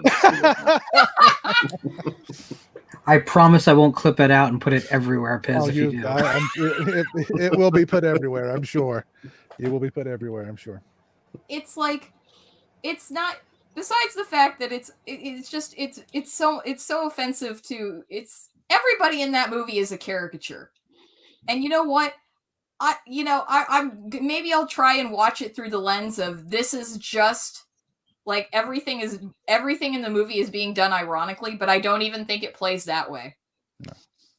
Because they just take themselves so seriously. They are up their own asses the entire time. And, I know that we've covered the fact that the source of the evil is a bust that leaks toxic masculinity. Yes. But she's not joking. That's really, yeah. Which I was just, again, that's usually the sticking point that most people remember about, wow, that is the dumbest thing I've ever seen. But it's also the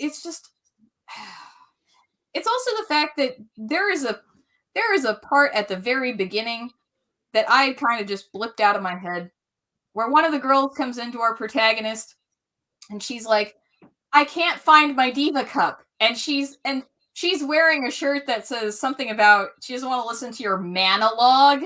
It's already cringy in itself. Also, everybody in this damn movie wears mom jeans unironically. Y'all need to stop that. We don't need to go the super low. We don't need to do the super low cuts.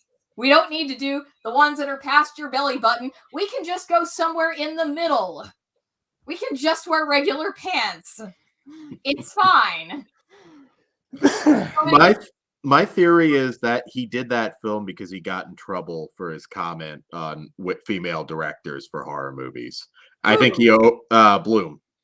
He had right before that. I don't remember the exact quote, but he got in trouble for something about women directing horror movies, and I really believe that movie was just like okay, I need to put something like this out there so I don't get any more heat. Absolutely. No, absolutely not. After that, no more, none of this. Oh, we need more women in horror. No, we don't. No, we're not giving directing and writing opportunities based on the fact that you have a vagina. No, we are not doing that. And like the scene, I have to finish this because it made me so angry and it's so disgusting. This girl is like, she can't find her diva cup. The protagonist throws her a diva cup. Do I need to explain diva cups here? I don't know if I want to know. It's basically like a cup that catches your menstrual blood instead of like a pad or a tampon. You just stick it up there. I must have blocked that part of the movie out. I don't remember that part. She unwraps the diva cup. She's standing in the protagonist room. She just shoves it down her pants and sticks it up there, and she does not break eye contact with the heroine. Why? That's disgusting. Go in the bathroom. You are not an animal. Well, you know what's if I did a whole rant on this, you should do a video on your channel. I'm afraid it would have to be a live stream. There's too much to do. So I don't know. Maybe I'd have to stream that. What's funny is what happened to all the white knights who were all about that movie before it came out and were calling everybody names if they thought it didn't look like it the greatest thing ever. And where'd all those white knights go? What happened to those people? Oh, they're just, bunch of beta cucks. Well, the thing can't have masculinity in any form now. It's all toxic. Because then they saw their second movie ever and realized that movie was not very good.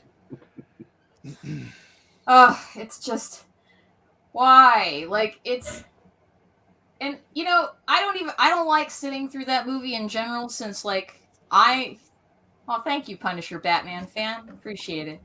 I don't like sitting through that. Oh, Jess, what's up? I don't like sitting through that movie in general since it's triggering for me since I am a rape survivor and it happened the day after Christmas and it's not my favorite time of the year. So it's like, this movie is not something I really want to deal with, but it's just so offensive. And it's like, I feel like there are not enough women trashing it. There really aren't. Where are they? I don't feel like that. I've noticed recently there have been a few people that have come out and said it's a good movie. I just don't know how. Even Bloom at this point has said, yeah, it kind of sucks. Even Bloom has admitted that it's not good. You know who really is thankful for this film? Glenn Morgan. That's true. He took heat for his remake of Black Christmas for a long time. Now those are thought of as the glory days. Exactly. Yeah. His is not bad. I mean, the original's where it's at, but he didn't try and replicate the original, and that's what was cool. He made a silly, over the top, fun slasher. Yeah. Yeah, I mean, this thing I still haven't seen. So. Oh Lord. I can't. You'd rather be waterboarded, literally. Well, to be fair, I kind of like being waterboarded, though.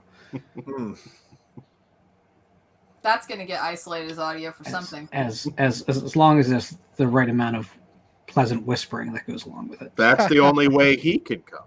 So, callback. As a hardcore fan of the 1974 original, I still refuse to see that 2019 movie. I still categorically refuse to see it. The Glenn Morgan movie is watchable in comparison.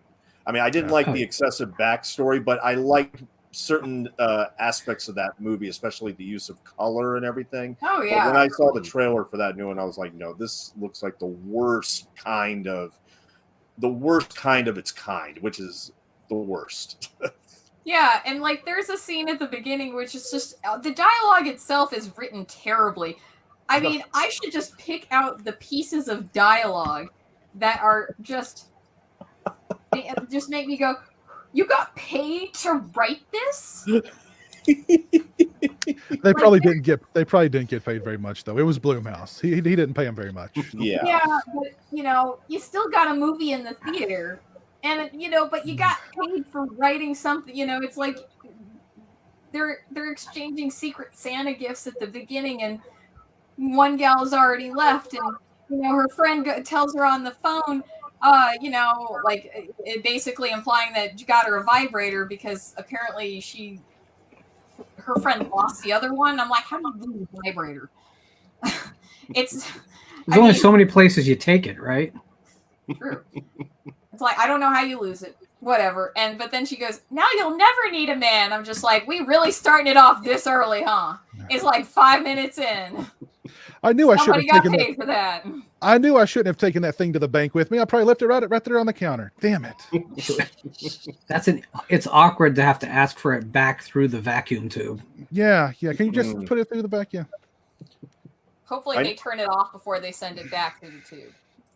Otherwise, it's just going to be bouncing around in there. Yeah. I know I mentioned it earlier, but I mentioned that trailer for The Black Phone starring Ethan Hawke. That's a Blumhouse movie. I had to double check that. I mean, just the way they did the trailer and how they gave away so much, I was so pissed because I like Ethan Hawke, and we don't see his face at all during that movie, so it might actually be very good. But now I'm worried about the whole Blumhouse thing on it. It looks decent. It's not that they're all bad. It's just Blumhouse, man. Like they're forgettable. They're just so generic to the Worse point than that. Well, I think Scott Derrickson. I don't think Bloom's going to interfere with Derrickson and say, well, you need to interject this or interject that. I think he'll let Derrickson. Yeah. So, I have hope for The Black Phone. Okay. Yeah, I have hope for it too. The thing is, Blumhouse has bad instincts about their in-house productions that are too close to home, but every once in a while, The Hunt happens. Right. And so it's like you can't, as much as we might rag on them, and I was one of the earlier people to start ragging on them, you can't just discount them because every once in a while there'll be a production company that comes up with something in-house that is just so great that it doesn't hurt that it's the Blum team. But that's not a common occurrence, unfortunately. Well, folks, we've been going for 2 hours and 11 minutes. Listen, that's Sam Slam. Let's just go out on that. We're not going to be able to top that. So let's just go ahead and go out on that one. Let's do some shout outs here. Shout out to Nico for the $10 super chat. Thank you very much, sir. Shout out to Mike, the real Fifth Beatle. Thank you for the £2 super chat. Very kind of you. Let's see who's still with us here tonight. We have got Entertainment Wizard, Ben Grimm, the Daily Ghost. Mike Barrett. We got Jay the Stingray hanging out in the chat. We got Jess in the chat, Punisher Batman fan. Our old buddy Big Crack Rock. We got Keith, Captain Halloween. Planet Mars 2030, Robert Long, Megavania fan, Anthony Anderson, Greg Caldwell. Who else is with us tonight? Cliff Booth is with us tonight. Dale, Jeff Overing, David Vines. Thank you all for tuning in. It's been fun. There's Joe Reese. Take care, Joe. Standing ovation for Sam, says Keith. Nice. All right. Well, thanks for tuning in, everybody. Have a great rest of your night, and we will see you again in the future sometime. If the world doesn't end. If the world doesn't end. Peace.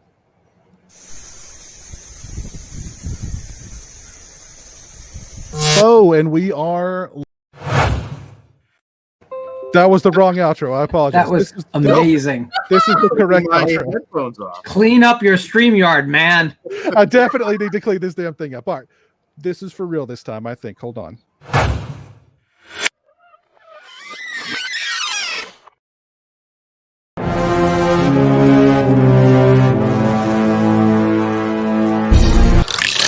Watch or be punished.